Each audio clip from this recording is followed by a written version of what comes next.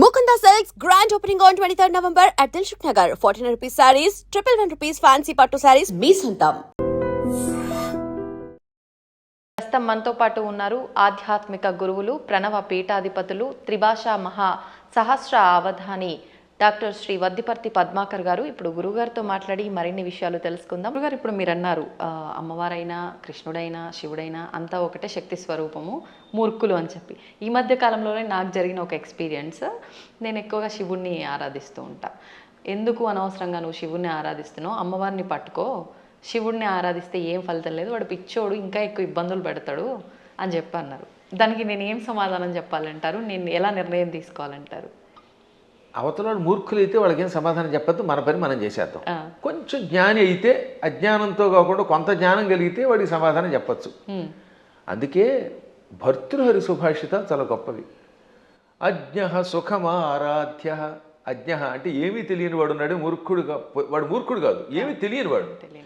ఏమీ తెలియని వాడికి బాగు చేయొచ్చట.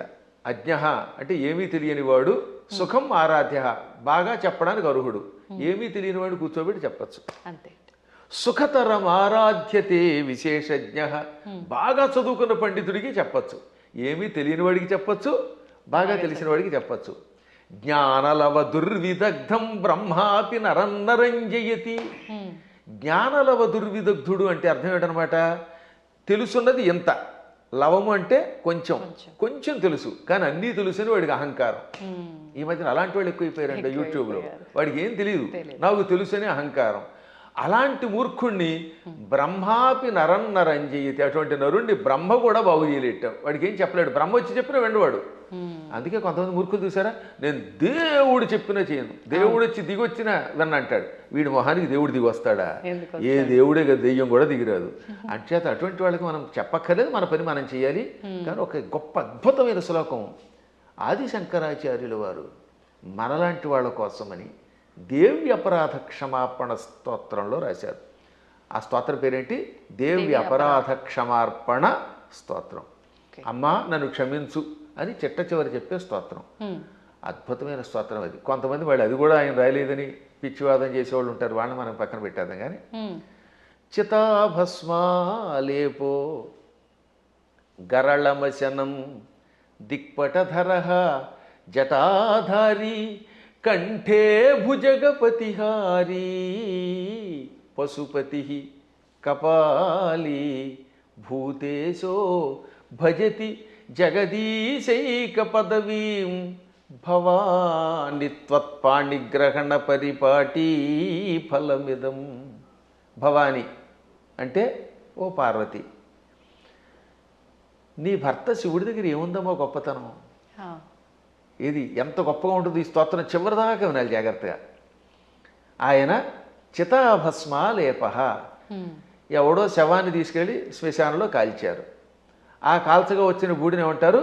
చితాభస్మము. చితి మీద నుంచి వచ్చినటువంటి భస్మం. ఆ భస్మాన్ని ఆలేప, ఒంటికి పూసుకుంటున్నవాడు. మనం గంధం పూసుకుంటాం అంటే, మా బొట్టి వాళ్ళం పూర్వం గంధం అరగ తీసుకు పూసుకునేవాళ్ళం. మీ బొట్టి వాళ్ళు ఈ మధ్యన పెర్ఫ్యూమ్స్ వచ్చాయి కదా, కిష్కం కిష్కం అనేది ఏదో కొట్టుకుంటాడు, మళ్ళీ అందులోంచి గాలి వస్తుంది, అందులోంచి వచ్చేది గాలేగా పొగేగా అని మళ్ళీ అడ్వర్టైజ్మెంట్లు. సరే ఏది ఏమైనా మొత్తం మీద సుగంధ ద్రవ్యాలు పూసుకుంటారు. ఆయన మాత్రం ఒంటికి ఏం చేస్తాడు? కాష్టంలో బూడిద పూసుకుంటాడు. పోని ఆహారం ఇడ్లీలో చపాతీలో బూరిలో గారెలో దధ్వజనో తిండు, గరళ వశనం విషమే ఆహారంగా స్వీకరించాడు. ఇంకా మంచి బట్టలు కట్టుకుంటున్నాడా? కనీసం పద్మాకర్ గారైనా అంతో ఎంతో మంచి లాల్చీ వేశారు. కానీ ఆయన దిక్కులే వస్త్రం. దిక్కు అంటే తూర్పు మొదలుకు అన్ని దిక్కులు. పటము అంటే వస్త్రం. దిక్పటధర అంటే దిక్కులను వస్త్రముగా ధరించేవాడు. అదే దిగంబరుడు అంటే. దిక్కు అంబరహ దిగంబరహ. అంబరం అంటే వస్త్రం, దిక్కులు వస్త్రంగా ధరించేటంటే అర్థం ఏమిటమ్మా? ఇప్పుడు ఉదాహరణకి ఈ గదే పద్మాకర్ గారికి బట్ట అంటే ఇంక వేరే వస్త్రం వేసుకోలేదు. అది దిక్కులు వస్త్రంగా ధరించేటంటే ఏ బట్టలు లేకుండా ఉన్నాడు. అక్కడికి అది అయిపోయింది. ఇక తర్వాత ఏమంటున్నాడైనా, జటాధారి. చక్కగా క్రాఫ్ దువ్వుకోడు, కర్లింగులు లేవు, కటింగులు లేవు, జడలు అట్ల కట్టేసి ఉంటాయి. ఆ అట్టలు కట్టిన జడల్ని ధరిస్తున్నాడు. మెడలో బంగారపు గొలుసు ఒక్కటి కూడా లేదు. భుజగపతిహారి, బుస్సుమని మీదకి వచ్చే కాటురాజు గారిని మెడలో వేసుకున్నాడు ఆయన, పావుని గొలుసుగా వేసుకున్నాడు. పశుపతి, ఇంకా ఆయన ఎవరికి అధిపతి? పశువులకు అధిపతి. చేతిలో చూస్తే ఏ కంచమో ఆకో పుచ్చుకుని వాళ్ళంతా బఫేని పెడుతున్నారుగా, ఆయన స్వామివారు ఏం చేస్తారట, కపాలం ధరిస్తాడు. భిక్షాపాత్రగా చేతిలో పుర్రిని ధరించాడు, బ్రహ్మ కపాలాన్ని. భూతేశ, భూతాలకు అధిపతి. ఇవన్నీ అవలక్షణాలు పైకి కనపడ్డాం. కానీ ఇన్ని అవలక్షణాలున్నా జగదీశైక పదవీం భజతి అంటే సమస్త లోకాలకి ఈశ్వరుడు అవుతున్నాడు. జగదీశ్వరుడు అనగా సమస్త లోకాలకి అధిపతి, చక్రవర్తి. అన్ని లోకాలని పరిపాలించడానికి కావలసిన అర్హతలు వచ్చేసి ఆయనకి. లోకాలన్నిటినీ పరిపాలిస్తున్నాడు. కారణం ఏమిటో తెలుసా? భవాని త్వత్పాణిగ్రహణ పరిపాటి ఫలమిదం. నీ పాణిగ్రహణం చేశాడు, నీ చెయ్యి అందుకున్నాడు, అంటే నిన్ను పెళ్లి చేసుకున్నాడు. అమ్మ ఆయనలో అన్ని అవలక్షణాలే, అయినా లోకాలను పరిపాలిస్తున్నాడు. కారణం నిన్ను పెళ్లి చేసుకోవడం. ఇదంతా నీ అనుగ్రహం. అంటే ఇందాక ఒక ఆవిడ చెప్పిందనగా, ఏమని? అమ్మవారిని పూజిస్తే లాభం ఆయన దగ్గరే ఉంది అని. ఈ పై శ్లోకం యొక్క తాత్పర్యం ఇలా కనపడుతుంది. అంటే ఇందాక మీరు అన్నట్టు మిడిమిడిగా తెలుసుకొని మాట్లాడే మాట. ఇప్పుడు ఈ శ్లోకంలో ఉన్న అంతరార్థం తెలిస్తే మనకు ఆశ్చర్యం కలుగుతుంది. సామాన్యుడి భాషలో చెప్పాలంటే వాడికి పిచ్చెక్కుతుంది. ఇప్పుడు అమ్మవారిని పార్వతి అనలేదండి. పార్వతి అంటే పర్వతరాజు కూతురు, పుట్టింటి వారి పేరుతో పిలవాల. భవాని అన్నాడు ఆయన. భవాని అంటే అర్థం ఏంటి? భవస్య పత్ని భవాని అంటే శివుడి పెళ్ళామా. దాని అర్థం ఏంటి? మళ్ళీ అక్కడ ఏమంటాడంటే ఆవిడ్ని ఓ శివుడి పెళ్ళామా అన్నాడు. మనకి ఏమనిపిస్తుంది? ఆవిడ పొగిడినట్టేం లేదు. మళ్ళీ వచ్చేసరికి నువ్వు ఎన్ని గొప్ప లక్షణాలు ఉన్నా, నీ వల్ల ఆయనకు గొప్పతనం వచ్చినా నువ్వు శివుడి పెళ్ళానివే. నీ అనేది నీప్ అని ఒకటి ఉంటుంది వ్యాకరణంలో. ఆ నీప్ అనేది కొన్నింటికి చేరితే భార్య అని అర్థం వస్తుంది. ఆ ఏ ఏ పదాలకి? భవ దానికి నీపు చేరితే భవాని, మృడ నీపు చేరితే మృడాని, రుద్ర నీపు చేరితే రుద్రాణి, శర్వ శర్వాణి. వీటికి భార్య అని అర్థం వస్తుంది. అందులో శివాని లేదు. అందుకే శివాని అనే శబ్దం అసాధు. శివాని అని వాడేస్తారు కానీ శివశబ్దం పక్కన నీపు ఉండదు. భవ, రుద్ర, మృడ, శర్వ ఇది ఆకృతి గణం. వీటికి మాత్రమే చేరితే భవాని, రుద్రాణి, మృడాని, శర్వాణి అవుతాయి. కాబట్టి ఇంత చేసి నువ్వు ఎంత గొప్పదానివైనా, నీ వల్ల ఆయనకి వచ్చినా నువ్వు ఆయన పెళ్ళానివే అని చెప్పడం. ఇంకా పైకి వద్దాం. ఇందాక చెప్పినవి, ఈ ప్రపంచంలో ఎవడైనా కాష్టంలో ఉన్న బూడిదను పూసుకుంటాడా? మీకు ఎంతో స్నేహితుడు ఒక ఆయన ఉన్నాడండి, ఎంతో ఇష్టుడు ఒక ఆయన ఉన్నాడు. ఆ గొప్ప వ్యక్తి ఒక ఆయన తాతగారు అంటే చాలా ఇష్టపడతాడు. ఆ తాతగారు పోయారనుకుందాం. ఆ తాత లేకపోతే బతకలేనన్నవాడు ఆ తాతగారి శరీరం కాలిపోయాక ఆ బూడిద పూసుకుంటాడా? అస్సలు. ఒక్క శివుడు మాత్రమే తన భక్తులు తనను ఉపాసించాక వాడు నా భక్తుడు, వాడు నాకు ఎంతో ఇష్టుడు అని వాడు చావగానే వాడి శరీరాన్ని శ్మశానంలో కాలిస్తే రారా నాయనా అని వాడి బూడిదని ఒంటికి పూసుకుంటున్నాడు. ఆ బూడిద పూసుకోగానే వాడు శాశ్వతంగా కైలాసానికి వెడుతున్నాడు. అంటే ఆ భక్తుడి మీద ఆయనకి ఎంత ఇష్టం. ఈ ప్రపంచంలో ఇంత ప్రేమగా చూసే దేవుడు ఇంకెవడన్నా ఉన్నాడా? ఒకసారి ఆలోచించండి. భక్తుడి యొక్క కాష్టంలో బూడిదని ఒంటి మీద గంధంలా పూసుకునే ఏకైక కరుణామూర్తి శివుడే. ఆయనకి మాత్రమే శక్తి ఉంది, ఇంకెవడో పూసుకోలేడు. పూసుకుంటే చస్తాడు, బ్యాక్టీరియా వచ్చి చచ్చిపోతాడు ముందు.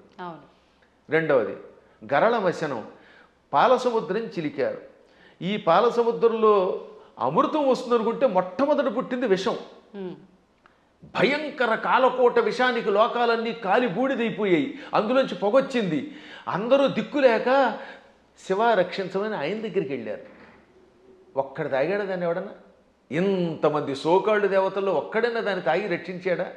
ఒక్క శివుడు మాత్రం పార్వతి కేసు తిరిగి, పార్వతి వీళ్ళు నా పిల్లలు రక్షించమని అడిగారు, తాగేస్తున్నాను అన్నాడు ఆయన. అప్పుడు భార్య తాగమంటుందండి నిజంగాను? ఏ భార్య అయినా సరే, ఏమండి వాళ్ళకి మతి లేకపోతే మీకు మతి లేదా? బాబోయ్ నా మంగళసూత్రం గట్టిగా ఉండాలి, మీరు తాగద్దనాలా, కానీ ఆవిడే ఉంది తాగేయండి. అందుకే పోతన గారు అక్కడ ఒక అద్భుతమైన పద్యం రాశారు భాగవతంలో అష్టమస్కంధంలో. మృంగెడివాడు విభుండని, మింగేవాడు తన భర్తని తెలుసు. ఆ మింగేవాడు తన భర్త అని ఆవిడ తెలియదా? తెలుసు. మృంగెడిదియు గరళమనియు, ఆయన మింగేది గరళం విషం తప్ప అమృతం కూల్ డ్రింకు కాదని ఆవిడికి తెలుసు. అది తాగితే ఏం జరుగుతుందో కూడా తెలుసు. అది ఇంకోటి ఎవడో తాగితే చచ్చిపోతాడే తెలుసు. అయినా మేలని ప్రజకుల్ మృంగుమనే సర్వమంగళ మంగళ సూత్రంబునెంత మది నమ్మినదో. ఎంత అద్భుతమైన పద్యం. అయినా ఈ సృష్టి అంతా తన పిల్లలు, మా పిల్లలు బాగుండాలి, వాళ్ళ కోసం మేము ఏమైనా పర్వాలేదు అని త్రాగమన్నది. త్రాగమండవే కాదు, తన మంగళసూత్రాన్ని అంత నమ్మింది. శివుడు నా మెడలో మంగళసూత్రం కట్టాడు, కట్టాక ఆయనకి ఏం అవ్వదు, నా మెడలో ఆయన కట్టిన మంగళసూత్రం ఉండగా ఈ విషయం కూడా ఆయన ఏమీ చేయదనే నమ్మకంతో తాగమన్నదట.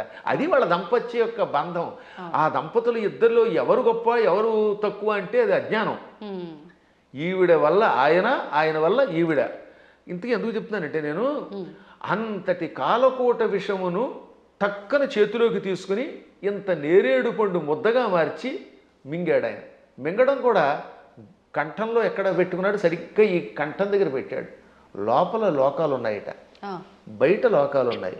విషం బయట ఉంటే బయట ఉన్న లోకాలని బూడిద చేస్తుంది, కడుపులోకి వెడితే కడుపులో ఉన్న లోకాలు బూడిదైపోతాయి. ఇక లోకములు లేని ఏకైక స్థానం ఆయన కంఠాన్ని మాత్రమే అట్టే పెట్టాడు. కంఠంలో లోకాలు లేవు, అందుకని గొంతుకులో పెట్టాడు. ఇక్కడుంటే ఎవరికీ ప్రమాదం లేదు కనుక. ఇప్పుడు మీకు ఒక కాఫీ ఇస్తాం, తాగండి. తాగి నాలుక మీద కానీ కడుపులోకి కానీ పంపకుండా గొంతుకులో అట్టే పెట్టగలరా?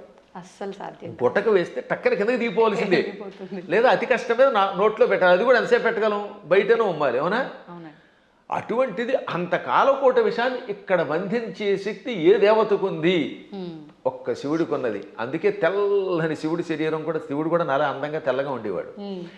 ఈ విషం కంఠంలోకి వెళ్ళాక నీలంగా మారిపోయి శ్రీకంఠుడు గరళకంఠుడు అయ్యాడు. అది ఆయనకు ఒక ఆభరణం అయింది, కీర్తి తెచ్చిపెట్టింది. అందువల్ల గరళ వచనం అంటే అంతటి విషాన్ని ఆహారంగా స్వీకరించి గొంతుకులో పెట్టినవాడు ఆయన తప్ప ఎవడున్నాడమ్మా? ఇంకా ఆకాశాన్ని జుట్టుగా మార్చుకొని అట్లగట్టేలా జడలు పెట్టాడు. ఆకాశంలో ఉన్న మబ్బులు అవన్నీ ఆయనకి కేశములు అయిపోయాయి, వ్యోమకేశుడు ఆయన. అందువల్ల జటాధారి. మెడలో వాసుకి అని పిలువబడే ఒక భయంకర సర్పాన్ని ఎవడు పెట్టుకోగలుగుతాడు? ప్రపంచంలో పాముల్ని భరించే శక్తి ఇద్దరికి ఉంది. ఒక ఆయన పాము మీద పడుకున్నాడు, శ్రీ మహావిష్ణువు ఆదిశేషుడి మీద. ఇంకోటి ఎవడు ఆయన భరించలేడు. ఆ వాసుకినేమో మెడలో ఈయన గొలుసులో వేసుకున్నాడు. అలా విషసర్పమును కూడా ఆభరణంగా ధరించావు. పశుపతి అంటే మనందరం పశువులం, జీవులందరినీ ఏమంటారు? పశువులు. ఇంగ్లీష్లో కూడా man is a social animal అంటారు, గుర్తుపెట్టుకోండి. సంస్కృతంలో కూడా అంతే. పశువులు జంతువునాం నరజన్మ దుర్లభం. ఈ జంతువులలో మానవ జన్మమే దుర్లభము. కాబట్టి ఏ లాంగ్వేజ్లో అయినా సరే పశు శబ్దమునకు ప్రాణులు అని అర్థం. ప్రాణులందరినీ పరిపాలించేవాడు ఆయన పశుపతి అంటే. ఇంకా కపాలి, బ్రహ్మ కపాలాన్ని చేత్తో పట్టుకుని బ్రహ్మ యొక్క అహంకారాన్ని అడిచి యావజ్జీవితం చేతిలో పెట్టుకుని అందులో భోజనం పెట్టేవాడు ఎవడు అంటే కపాలి. అంటే ఇన్ని సంపదలున్నా అష్టసిద్ధులున్నా పార్వతి భార్య అయినా భిక్షాపాత్రని చేత ధరించి ఎవడైనా చివరికి భిక్షుకుడే. ఈ ప్రపంచంలో నేను భిక్షుకుడే, నువ్వు భిక్షుకుడివే, ఒకళ్ళనొకళ్ళు యాచించుకోవాలి అని చెబుతున్న మహానుభావుడైన ఒక్కడే. ఇంకా భూతేశ, భూతములు అంటే మీరు అనుకున్నట్టుగా హైహాన్ మీదకి వచ్చే భూతాలు కాదు, పంచభూతాలు. ఈ పృథివ్యాపస్తేజో వాయురాకాశములు, భూమి అగ్ని జలము వాయువు ఆకాశం అనే పంచభూతములు, ఇక ప్రాణులు, వీళ్ళందరికీ అధిపతి. అందుకే ఆయన జగత్తుకి ఈశ్వరుడు అయ్యాడు. అందువల్ల నువ్వేం చేసావు? ఆయన గొప్పతనం గ్రహించి ఆయన కోసం తపస్సు చేసి ఆయనే భర్త అవ్వాలని దగ్గరికి వెళ్ళి పార్వతి అని పేరున్నదానివి భవాని అయిపోయావు, ఆయన భార్యవై. అందుకే ఇప్పటికి కూడా ఇంగ్లీష్ వాళ్ళు మన సంస్కృత సంప్రదాయాల్లో కొన్ని పాటిస్తున్నారు. ఉదాహరణకి పద్మాకర్ గారి భార్య ఉంది, ఆవిడ ఏమన్నా మిసెస్ పద్మాకర్ అంటారా లేదా? అంటారు. రంగవేణి గారిని పిలవకుండా అంటే భవానీలాగా. పార్వతి కాస్త ఆయన భార్య అయ్యాక మిసెస్ శివ అయ్యింది, ఆ మాట భవానీ అన్నాం అంతే టెక్నిక్గా. అంటే ఎంత గొప్ప శక్తి! శివుడి భార్యని అనిపించుకోవడానికి ఇష్టపడుతోంది కానీ నేను పార్వతిని ఫలానా వాళ్ళ పుట్టింటి వారి సంబంధమైందా అని అనిపించుకోవడానికి ఆవిడ ఇష్టపడటం లేదు. ఈ లక్షణాలు ఆయనలో గొప్పవి కాబట్టే ఆయనని నువ్వు వరించావు, నీ వల్ల ఆయన పార్వతీ వల్లభుడయ్యాడు. ఈ విధంగా ఇద్దరు గొప్పవారే. ఇంక చివరిగా దిక్పటధరహ అంటే దిక్కులే వస్త్రములంటే మొత్తం ప్రపంచం అంతా వ్యాపించినవాడు. అది వ్యాపిస్తే కదా బట్ట అయ్యేది. మీరు ఆలోచించండి, తూర్పు పడమర ఉత్తరం దక్షిణం ఆగ్నేయం నైరుతి ఈ వాయువ్యం ఈశాన్యం అని పిలువబడే దిక్కులు పైన కింద ఉన్నవి మనకు బట్ట అవ్వాలంటే మనం అంత శరీరం కలిగిన వాళ్ళు అయ్యి ఉండాలి. ఇప్పుడు నాకు ఈ గది బట్ట అవ్వాలంటే నేను గది అంతా నిండిపోవాలి, అప్పుడే ఈ గదిని నేను బట్టగా ధరించగలను, అవునా? అందువల్ల సర్వవ్యాపకుడు అని అర్థం. అటువంటి వాళ్ళ యొక్క గొప్పతనాన్ని గ్రహించలేక శివుడిని పూజిస్తే కష్టం వస్తాయి, పార్వతిని పూజించని, లేక పార్వతిని పూజించకు శివుడిని పూజించని, లేక ఈ ఇద్దరిని పూజించి విష్ణువుని పూజించగని, విష్ణువుని పూజించి వీళ్ళని పూజించకు అన్నాడంటే వాడు అజ్ఞాని, ఏ విధమైన ఉపాసనా బలం లేనివాడు.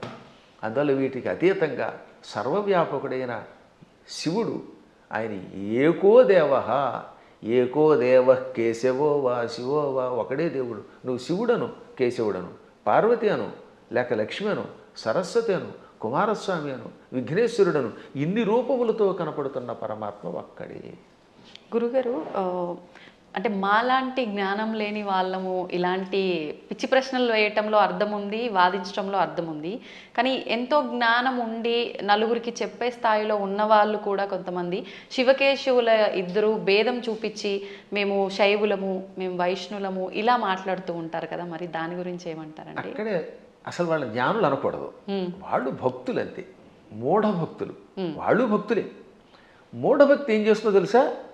ఆ రూపాన్ని తప్ప ఇంకోటి ఇష్టపడకుండా చేస్తుంది. మూఢభక్తి వల్ల కూడా ఎప్పుడో ఒకప్పుడు పరమాత్మ దగ్గరికి వెడతారు అనుకోండి, అందులో సందేహం లేదు.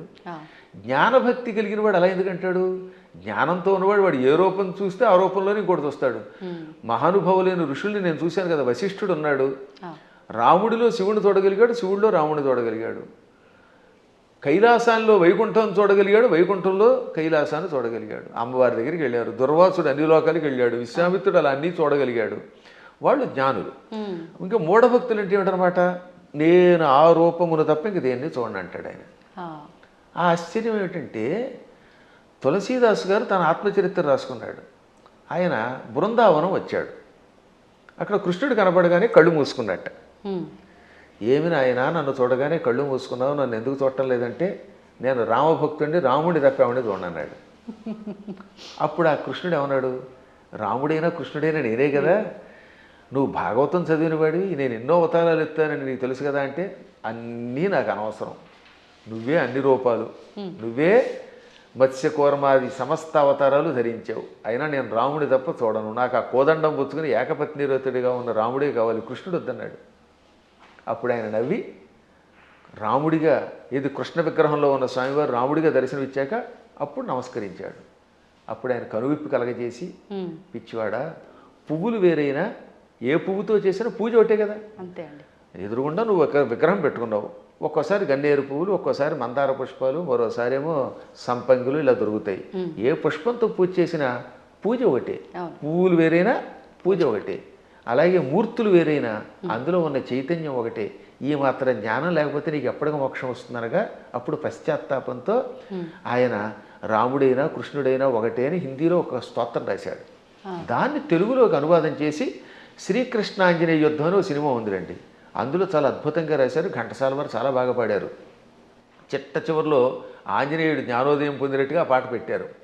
పూలు వేరైనా పూజ ఒకటని నేటికి తెలిసెను ఓ దేవా, రాముడవైనా కృష్ణుడవైనా ఆదిదేవుడవు నీవేనయ్యా, రాముడవైనా కృష్ణుడవైనా ఆదిదేవుడవు నీవేనయ్యా, హరే రామ హరే కృష్ణ హరే రామ హరే కృష్ణ హరే రామ హరే కృష్ణ. అందుకని మన వాళ్ళు హరే రామ హరే కృష్ణ అన్నారు. పరమాత్మ ఒకటే. కానీ మూఢత్వం ఉన్నంత వరకు, పూర్వజన్మ యోగం ఒకటి ఉన్నంత వరకు సచ్చిన ఈ సత్యాన్ని వాడు అంగీకరించలేదు. కర్మ. ఏ నదుల్లో కూడా రండి, అదే గంగాజలం, గంగో చోట ఇంకో చోట కృష్ణ, ఓ చోట గోదావరి, మొత్తం మీద నీరే. కొంచెం భేదాలు ఉంటాయి, ఎందుకనంటే ఆ ప్రాంతాన్ని బట్టి మూలికలు బట్టి. గంగ గంగే, ఇంకో దక్షిణ గంగ గంగే. కానీ వీటిలో ఎన్ని కొలుస్తున్నాయి? మనం కూడా అలాగే మూర్తులలో ఉన్నప్పుడు ఆ భేదాలను బట్టి ఒక్కొక్క రూపంలో ఒక్కొక్క పని చేస్తాడు. కానీ చిట్ట చివరికి వచ్చేసరికి అన్నీ ఒకటే. కృష్ణుడు చెప్పాడా లేదా? చిట్ట చివరికి నేనే అన్నాడు ఆయన. భగవద్గీతలో విభూతి యోగంలో ఎవరెవరిలో ఏ విభూతి ఉందో అది నేనని చెప్పాడు ఆయన. యద్యద్విభూతివత్సర్వం తత్తదూర్జితమేవవా, ఎవరెవరిలో ఏ శక్తులున్నాయో నావే అని చెప్పడానికి వరుసగా చెప్పుకొచ్చాడు అనమాట. మృగాణాంచ మృగేంద్రోహం, జంతువులలో సింహాన్ని నేను, మృగాలలో సింహాన్ని నేను, వైనతేయశ్చ పక్షిణాం, పక్షులలో గరుత్మంతుణ్ణి నేను, ప్రహ్లాదశ్చాపి దైత్యానాం, రాక్షసులలో ప్రహ్లాదుణ్ణి నేను, అలా కవులలో ఉసినసుణ్ణి అంటే శుక్రాచార్యుణ్ణి నేను, బుద్ధిమంతులలో బృహస్పతిని నేను. చివరికి బృహస్పతి శుక్రుడు కూడా ఆయనే. అలాగే శంకరశ్చాపి రుద్రాణం, ఏకాదశి రుద్రుల్లో శంకరుణ్ణి నేను. అర్థమైందా? చివరికి శివుడు కూడా నేనే. ఆ విధంగా సమస్తం నేనే. కాబట్టి ఆయన కానిదంటూ ఏమీ లేదు. గురుగారు, భగవంతుడు ఇప్పుడు ఇన్ని రూపాల్లో ఉన్నాడు. శివుడైనా విష్ణువైనా భేదమే లేదు. కానీ విష్ణుమూర్తి అవతారాలలోనే కొన్ని అవతారాలలో, దశావతారాలలో రాముడు కృష్ణుడు కూడా ఆయన అవతారమే. కానీ వాళ్ళు దేవుళ్ళు కాదు, మానవులు. వాళ్ళు దేవుళ్ళు అనకూడదు, ధర్మానికి ప్రతిరూపాలుగా మనం భావించాలి అని అంటూ ఉంటారు. దాన్ని ఎలా తీసుకోవచ్చు అంటారు? ఇది ఒక పెద్ద సమస్య అని చెప్పాను కదా. ఈ పెద్ద ఎవడికి వాడు మేధావి అయిపోవడం వల్ల వచ్చిన పని. భగవంతుడు శ్రీ మహావిష్ణువు 22 అవతారాలు ఎత్తాడు. ఎన్ని? 22. ఈ 22లో 21 అవతారాలు అంశ అవతారాలు అంటారు. ఒక్క అవతారం పరిపూర్ణ అవతారం. సనక సనందనాదులు, వృషభావతారము, కపిలావతారము, పరశురామావతారము, వేదవ్యాసావతారము, ఇవన్నీ అంశ అవతారాలు. వాటిలో ఈ మత్స్యావతారం, కూర్మావతారం, వరాహావతారం, నరసింహావతారం, రామావతారం, ఇది పరశురామావతారం, ఇవన్నీ కూడా. ఒక్క కృష్ణుడు మాత్రం సంపూర్ణ అవతారం. కాబట్టి అందరూ అనుకున్నట్టుగా 10 కాదు అవతారాలు. భాగవతంలో ప్రారంభంలోనే ఉంటుంది, ప్రథమ స్కంధంలో 22 అవతారాలు చెబుతూ అందులో 21 అవతారాల్ని ఏతే చాంస కళా పుంస, ఏతే చ అంశ కళా పుంస కృష్ణస్తు భగవాన్ స్వయం. 21 అవతారాలు అంశావతారాలు, అంశ కళలు. ఒక్క కృష్ణుడు మాత్రం పరిపూర్ణ అవతారం. అందుకే కృష్ణస్తు భగవాన్ స్వయం. ఒక్క రామావతారంలో నేను మానవుణ్ణి అని ఆయన అనకపోతే రావణుడిని చంపలేడు. ఎందుకని మానవుడి చేతిలో వాడు చస్తాడు కనుక. అందుకని ఆయనకి తెలియదు లోపల ఆయన పరమాత్మని. ఆయనకి తెలియకపోతే ఇన్ని పనులు ఎలా చేసాడండి? ఎంతమందికి శాప విముక్తి కలగజేశాడు, ఎంతమందిని వైకుంఠానికి పంపించగలిగాడు. కానీ పైకి చెప్పకూడదు. అందువల్ల పరమాత్మ నటించాలి లోపల.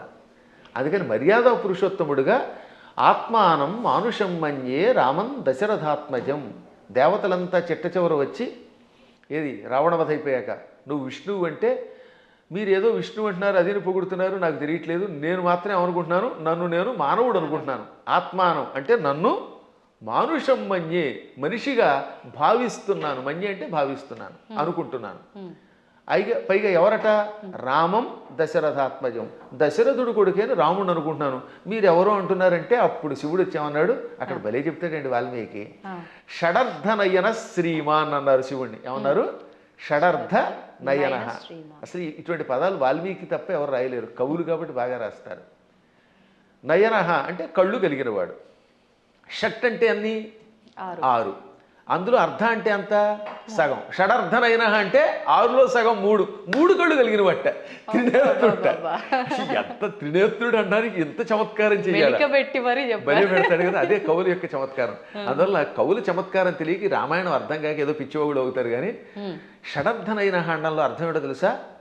6ని 3గా చేశాడు, 6 శత్రువుల్ని 3గా చేశాడు. ఆ 3ంటిని సూర్యచంద్రులు అగ్నిగా మార్చి కళ్ళుగా పెట్టుకున్నాడు. వీటిల్లో సూర్యుడు స్వయం ప్రకాశకుడు, చంద్రుడు సూర్యుడు యొక్క కాంతి సేకరించి చల్లదనం ఇస్తాడు. ఈ 3 ఆయన దేన్నైనా భస్మం చేస్తాడు.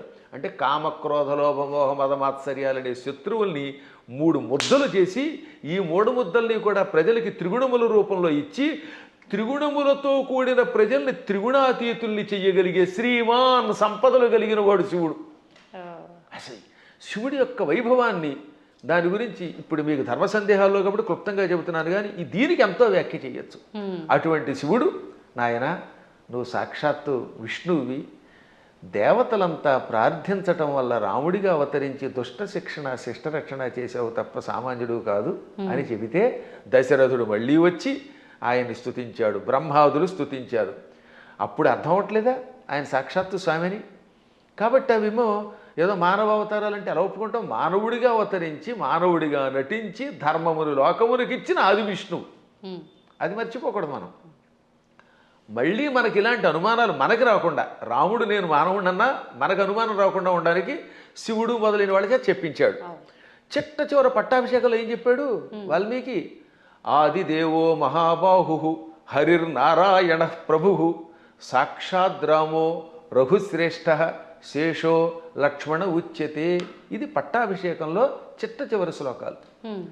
ఆదిదేవుడు మహావీరుడు సాక్షాత్తు విష్ణువు, ఆయనే రాముడిగా పుట్టుకొచ్చాడు. ఆయన విశేషణాలు: ఆదిదేవ మహాబాహు సాక్షాత్ నారాయణ ప్రభు రామ రఘుశ్రేష్ఠ. ఎన్ని విశేషణాలు చూడండి. మళ్ళీ మళ్ళీ ఆ శ్లోకాలు ఒకటి 2 సార్లు వినాలి. ఆదిదేవో మహాబాహురు హరిరి నారాయణ ప్రభు సాక్షాత్ రామ రఘుశ్రేష్ఠ. ఆదిదేవుడు మహాబాహుడు అంటే పరాక్రమవంతుడు, హరి నారాయణుడు సమస్త లోకాలకి ప్రభువు, ఆయనే సాక్షాత్తు రాముడు. శేష లక్ష్మణ ఉచ్యతే, ఆదిశేషుడే లక్ష్మణుడు అని పిలువబడ్డాడు. కాబట్టి ఇంకెక్కడ స్పష్టమైపోయిందా? అయినా సరే రాముడు కాదు ఉట్టి మనిషి అంటాడు అనుకోండి, అది వాడి కర్మ. గడ్డి పరకలు తినేవాళ్ళు అలాంటి మాటలు మాట్లాడతారు, అజ్ఞానంతో మాట్లాడేవాళ్ళు అలా మాట్లాడతారు. కానీ మనకి తెలుసు, అందుకే రామనామాన్ని ఎప్పటికి కూడా మనం స్మరించి గుడి కట్టి పూజిస్తున్నాం. అందువల్ల ఆయన ఏం చేశాడు, ఎలా చేశాడో తెలుసుకోవాలి, రాముడిలాగా నడుచుకోవడానికి ప్రయత్నించాలి. ఇంకా కృష్ణుడు చెప్పడమే ప్రారంభంలోనే విశ్వరూపంతో పుట్టుకొచ్చాడు. అసలు పుట్టడమే విశ్వరూపం. ఆ తర్వాత వెళ్ళి చిన్నపిల్లవాడు ఎన్నో లీలలు, అణువణువునా లీలలే. ఎన్ని చూపించాడో లీలలు లెక్కలేదు. ఒకసారి ఏమో మామూలుగా నేను చిన్నపిల్లాడిని అంటాడు, నాకు పెద్దవాళ్ళు మీరు దండం పెట్టడం ఏమిటంటాడు అని వెంటనే గోవర్ధన పర్వతం ఎత్తుతాడు. ఇది అక్రూరుడు వచ్చాడులేండి. అక్రూరుడు రాగానే, అక్రూరా నేను 8 ఏళ్ల బాలుణ్ణి, నువ్వేమో 40 ఏళ్ల వాడివి, నువ్వు పెద్దవాడివి, నాకు నమస్కారం చేయటం ఏమిటి అనగానే కాసేపు ఆయన భ్రమలో పడ్డాడు. వెంటనే వెళ్ళి యమునా నదిలో తన విశ్వరూపం చూపించాడు. వెంటనే తాను మరిచిపోయి స్తోత్రం చేసి, నేను పెద్దాడిని అంటే నువ్వు పిల్లవాడు ఏమిటి, సమస్త లోకాలకి నువ్వే తండ్రి బాబోయ్ అన్నాడు ఆయన. ఇన్ని లీలలు చూపించిన పరమాత్ముడు. ఇటువంటి వాళ్ళు మనుషులు అంటే ఆ అన్నవాళ్ళ యొక్క విచక్షణ వదిలేయాలి తప్ప ఇంక మనం ఏం అనలేమంతే. గురుగారు, అంటే ఇది అంటే మూర్ఖంగా ఉంటుందేమో ప్రశ్న, కానీ మీరు ఇప్పుడు చెప్పిన దాంట్లోంచి నాకు అనిపించింది, అంటే ఆయన భగవంతుడే మానవుడిగా ఉండి మానవుడిగా నటించి ఆయన చేయాల్సిన కార్యం చెయ్యాలి అని చెప్పి, అంటే ఒక రకంగా ఇక్కడ వాళ్ళ అసలుని దాచేసి ఇంకో రూపంలో వచ్చి కార్యాన్ని నిర్వర్తించాలి. అక్కడ మోసం చేసినట్టేనేమో, అంటే మన మానవుల భాషలో భగవంతుడే మోసం చేశాడు, మరి నేనెందుకు చేయకూడదు, నేను మోసం చేస్తే తప్పంటారు, ఇది అధర్మం అంటారు అనొచ్చు కదండి. దానికి ఏం చెప్తారు? ఇప్పుడు మీరు మోసం చేశారు అనుకుందా, కాసేపు ఎవరిదో బ్యాంక్ అకౌంట్లో హ్యాక్ చేసి డబ్బులు లాగేశారు, అందుకే ఈ మధ్య నా అకౌంట్లో ఎవరికి ఇవ్వట్లేదులేండి. ఇప్పుడు ఇచ్చిన డబ్బుని మళ్ళీ మీరు రెట్టింపు ఇవ్వగలరా? కానీ శ్రీకృష్ణ పరమాత్ముడు కాసేపు మానవుడిలా నటించి కాసేపు మాయ చేశాడు. ఆ తర్వాత వాళ్ళని తీసుకెళ్ళి రక్షించాడు లేదా? వాళ్ళ గురువు గారిని కాసేపు నేను సామాన్య బాలుడిని అన్నట్టుగా నటింపజేసి కాసేపు మాయపుచ్చాడు. వాళ్ళ అబ్బాయిని బతికించాడు లేదా? అలాగే గోపాలకులంతా ఉన్నారు అక్కడ, వాళ్ళందరి దగ్గర కాసేపు చిన్నపిల్లాడిలాగా మాయపుచ్చాడు. కానీ కష్టం రాగానే ఇంద్రయాగం ఆపేసిన వెంటనే ఇంద్రుడు వర్షం కురిపించాడు హోరాత్రులు, అవునా? ఆ సమయంలో గోవర్ధన పర్వతాన్ని కుడి చేత్తో పైకెత్తి వాళ్ళని రక్షించాడు లేదా? చిటికిన వేలుతో ఎత్తలేదు, చిటికిన వేలు, ఇంకేదో బొటన వేలు, వాడి మొహం, ఇలాంటివన్నీ ఎవడికి తోచింది వాడు చెప్తాడు. కరేణైకేన అన్నారు, అంటే ఒక చేత్తో, అది కూడా దక్షిణ హస్తేన 2 సార్లు వ్యాసుడు రాశాడు. తెలుగులో కూడా గోవర్ధన గిరి ఎత్తెన్ చక్క నొక్క కేలన్ లేలన్ అని పోతన గారు అనువాదం చేశాడు. మళ్ళీ అది ఏ చెయ్యో మనకి తెలియదు కదా, అందుకని తర్వాత పద్యంలో వలకేలదాల్చి అంటే కుడి చేత్తో ఎత్తి విపుల ఛత్రంబుగా బట్టి అన్నాడు, చేత్తో ఎత్తాడు ఆయన. పర్వతాన్ని 7 రోజులు ఎవరెత్తగలరు? అప్పుడు వాళ్ళకి అర్థమైందా లేదా? కాబట్టి పరమాత్ముడు ఎప్పుడు నేను పరమాత్ముడిని భూలోకంలో ఉన్నప్పుడు చూపిస్తే తన లీలలు, అప్పుడు అవతల వాళ్ళు ఈయంతో సన్నిహితంగా మెలగలేరు. ఇప్పుడు మీ పై ఆఫీసర్ ఎప్పుడు స్ట్రిక్ట్గా నేను ఆఫీసర్ని కూర్చుంటే మీరు ఏం ఉద్యోగం చేస్తారు? ఈ దిక్కుమాలాడు శాడిస్ట్ దొరికాడు అంటారా లేదా? అంటారండి. ఏడిపించేస్తే మీకు స్వేచ్ఛ ఇవ్వాలి. అందువల్ల ఆఫీసర్, బహుశా మీదైనా ఆఫీస్ అనుకుంటున్నాను, నాకు తెలియదు అది. ఒకవేళ ఇతరుల దగ్గర ఉద్యోగం చేస్తే ఆ ఉద్యోగం చేసినంతసేపు అవతల వాడు ప్రేమగా చూడాలి. ఇప్పుడు నా దగ్గర చాలామంది పనిచేస్తున్నారు, అర్చకులు పనిచేస్తున్నారు. నాతో పాటు మీరు చూశారు కదా, నాతో పాటు ఓ సహాయకుడు వస్తాడు రాజు. మా అర్చకులు సాయి మనోజ్ కానీ లేకపోతే పవన్ శర్మ కానీ, వీళ్ళు నన్ను ప్రేమగా తండ్రిలా భావించి కూడా ఉంటున్నారు కాబట్టి ఇంత హాయిగా ఉంటున్నారు. వాళ్ళు ఎందుకు ఖర్చు పెట్టారు, ఎలా చేశారు నేను అడగను. అప్పుడు వాళ్ళు ఇంకా నిజాయితీగా ఉంటారు. అవునండి. ఇంట్లో వంటకి మాకు చిన్నప్పుడు ఒక ఆయన ఉండేవాడు, ఒక హౌస్లో ఉండేవాళ్ళండి. ఆయన కోటీశ్వరుడు, బంగారపు అధిపతి. వంట ఆవిడకి వేరుశనగ గుళ్ళు ఇచ్చి ఎన్ని గుళ్ళు ఖర్చు పెట్టేవారు వాడు. ఆయన ఎన్ని గ్రాములు కాదు, 100 గింజలు ఇచ్చి ఈ పూటకి 10 గింజలు, రేపు మళ్ళీ పోపులో 10 గింజలు, 10 మినప గింజలు, 10 శనగ గింజలు ఉన్నారా ఇలాంటి వాళ్ళు? ఉన్నారు. అయ్యో మీ అదృష్టం వల్ల మీకు మంచివాళ్ళు దొరుకుతున్నారమ్మా, నా బొట్టి వాళ్ళు మహానుభావులు దొరుకుతారు కాబట్టి మీకు తెలియట్లేదు. కానీ బయట ఇలాంటి పిసినగొట్లే ఎక్కువ మంది ఉన్నారు. కాబట్టి ఎందుకు చెప్తానంటే ఈ లెక్కలన్నీ అడిగితే ఆ వంట ఆవిడ ఇంట్లో పని చేయగలదా? అస్సలు చేయలేదు. ఆఫీసర్ల దగ్గర మనం ఉద్యోగం చేయగలమా? అందువల్ల ఏమవుతానమాట వాళ్ళు బిగుసుకుపోయి స్ట్రిక్ట్గా ఉండి అనుక్షణం ఏడిపిస్తే మనం చేయలేము. అందుకని పరమాత్మ స్నేహితుడిగా, కొడుకుగా, కొన్ని చోట్ల తండ్రిగా, కొన్ని చోట్ల మిత్రుడిగా, కొంతమందికి భర్తగా, మరికొంతమందికి ఇంకో రకంగా ఇన్ని రకాలుగా నటించి వాళ్ళల్లో ఒకడై సామాన్యుడిలో ఉన్నాడు. అది ప్రేమగా వాళ్ళతో నటించడం తప్ప మోసం చేయటం కాదు. అలా వాళ్ళతో ప్రేమగా ఉండి వాళ్ళ చేత సేవ చేయించుకుంటూ లేక తాను సేవ చేస్తూ కష్టాలు వచ్చినప్పుడు కష్టాలు తొలగించి కొందరికి మోక్షం ఇచ్చి కొందరికి సంపదించి కాపాడాడు. ఇప్పుడు కుచేలుడు ఉన్నాడు. కుచేలుడికి అడగకుండానే ఇక్కడ నుంచే ఇళ్ళు పంపాడు. స్థలం కొనలేదు, రిజిస్ట్రేషన్ లేదు, మున్సిపాలిటీ వాళ్ళకి ప్లాన్ అప్రూవల్కి పంపడం లేదు. కుచేలుడి దగ్గర గుప్పుడు అడుగులు తినగానే అక్కడ ఆయన ఇంట్లో కుచేలుడి యొక్క నగరాన్ని ఇప్పుడు పోరుబందర్ అంటారు. గాంధీ గారి కుటుంబానికి దగ్గరలోనే ఉంటుంది అది, ఆ ఆలయం ఇప్పటికి కూడా. అది కుచేలుడి ఇల్లు. 7 అంతస్తుల బిల్డింగ్ ఇచ్చేసాడు. అలా ఇవ్వగలిగితే అప్పుడు మనం చెయ్యాలి. అందువల్ల మనం మోసం చెయ్యడం ఎలాగా అనేది కథల్లో నేర్చుకుంటున్నాం, కానీ ప్రేమ చూపించడం, మహిమలు చూపించడం నేర్చుకోవట్లేదు. కాబట్టి శ్రీకృష్ణ పరమాత్ముడు చేసినట్టుగా మనం ఎక్కడ చేయగలుగుతాం? 16,000 మంది రాజకన్యకల్ని నరకాసురుడు జైల్లో పెట్టి హింసించి మానభంగం చేసి ఏడిపించాడు. పాపం దిక్కు లేకుండా అయిపోయారు. ఆ నరకాసురుడిని చంపాడు. చంపగానే ఆ చెరసాల్లో ఉన్న వాళ్ళంతా బయటకు వచ్చారు. ఇంటికి వెడితే మమ్మల్ని ఆదరించేవాళ్ళు లేరు. కొంతమందిని భర్తల్ని చంపి పట్టుకొచ్చాడు, తల్లిదండ్రులు చంపి కొంతమందిని పట్టుకొచ్చాడు. ఇలా రకరకాలుగా తీసుకొచ్చాడు, అత్యాచారం చేశాడు. ఇప్పుడు ఇంటికి వెడితే ఎవరు ఆదరిస్తారు? భర్తలా రానివ్వరు, తల్లిదండ్రులు ఉన్నారో లేదో తెలియదు, మాకు గౌరవం ఉండదు సంఘంలో.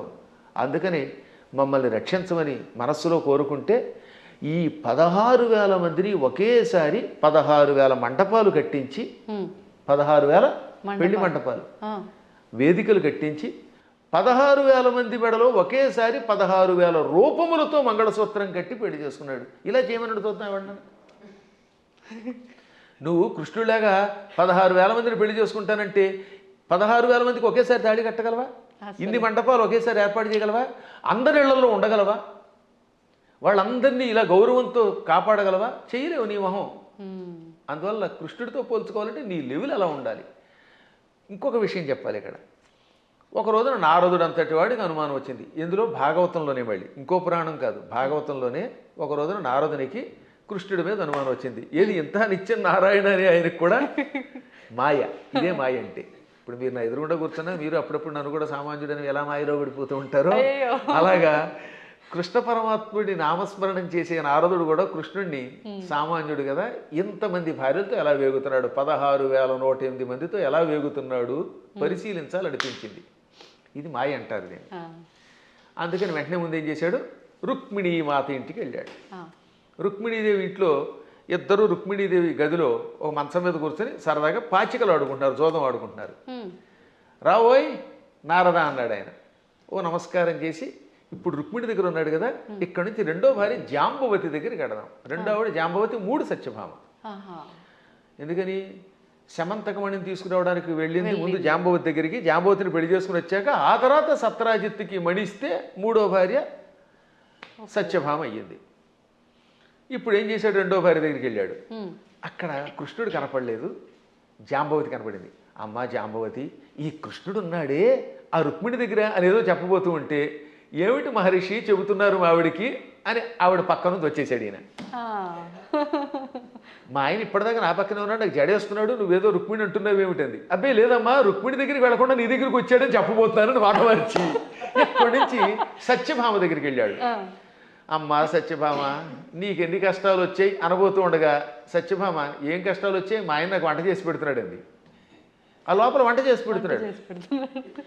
ఇలా ఈయన రుక్మిణి, జాంబవతి, సత్యభామ, కాళింది, నాగ్నజితి, లక్షణ, సుదంత, భద్ర, ఈ 8 మంది పట్టమహిషులు, ఇంకా మిగిలిన 16,108 100 మంది, ఈ 8తో కలిసి 16 వేల 108. అందరి పేర్లు చెప్తాను, ఓ ఏడాది పడుతుంది మరి మీకు రాసుకోగలనండి వరసగా. వాళ్ళందరి పేర్లు నాకు తెలుసు, కంఠస్థం కూడా చేశాను. ఎవరికైనా ఓపిక ఉంటే ఓ ఎపిసోడ్ అంతా వాళ్ళ పేర్లు అలా చెప్పుకుంటూ వెళ్ళిపోతాను. ఒక్కొక్కళ్ళ పేర్లు 2 సుకేసిని, కేసిని, మంజస, సమంజస, పుంజస, ఇలా రకరకాల పేర్లు కొన్ని రిపీట్ అవుతూ ఉంటే కొద్ది తేడా ఉంటాయి. ఇంతమంది ఇళ్లల్లోనూ ఈ నారదుడు వెళ్ళడం, ఒక ఇంట్లో పాలు పితుకుతూ, ఓ చోట పాయసం చేస్తూ, ఓ చోట కాళ్ళు ఒత్తుతూ, ఓ చోట ఏమో ఇంకోటి చేస్తూ, ఓ చోట ఏమో ఇల్లు తుడుస్తూ, ఓ చోట సరదాగా ఆవిడతో పాచికలు ఆడుతూ, ఓ చోట ఏమో ఇంకో బంతి ఆడుతూ, అన్ని చోట్ల కనబడ్డాడు. పిచ్చెక్కిపోయింది నారదునికి. అంతే కదా మరి. ఇది భాగవతంలో నారదుడు కృష్ణుని పరీక్షించుట అనే ఘట్టంతో రాశారు భాగవతంలో.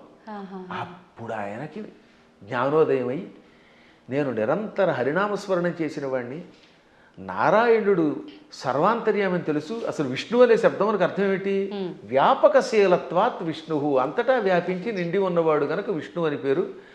ఆయన భక్తుణ్ణి ఆయన ఎక్కడున్నాడు, అక్కడున్నాడా లేదా అని పరిశీలించడం ఏమిటి అని అజ్ఞానంలో పడ్డానని గ్రహించి వెంటనే కాళ్ళ మీద పడి స్తోత్రం చేస్తాడు. అంటే నారదునికే మాయ కలిగితే ఇక మనకి రావడంలో ఆశ్చర్యం ఉంది.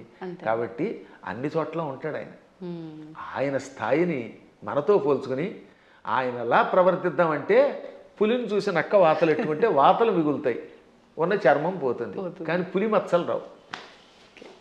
గురుగారు, ఇప్పుడు మీరు చెప్పిన దాన్ని బట్టి కృష్ణుడు ఆయన భార్యలతో ఉన్నది ఒక ఉదాహరణగా మాకు అర్థమవడం కోసం చెప్పినా అది వినటానికి అయితే చాలా బాగుంది. ప్రస్తుత రోజుల్లో నిజంగా భార్యాభర్తల బంధం అలా లేదని చెప్పాలి. అంటే అందరూ అని కాదు, కొంతమంది ఒక మిత్రుల్లా ఉండాలి అంటే సమయానికి తగ్గట్టుగా ఇద్దరు భార్యాభర్తలు అన్యోన్యంగా అలా ఉండాలి, కానీ అలా ఉండట్లేదు. ఎందుకని అంటారు?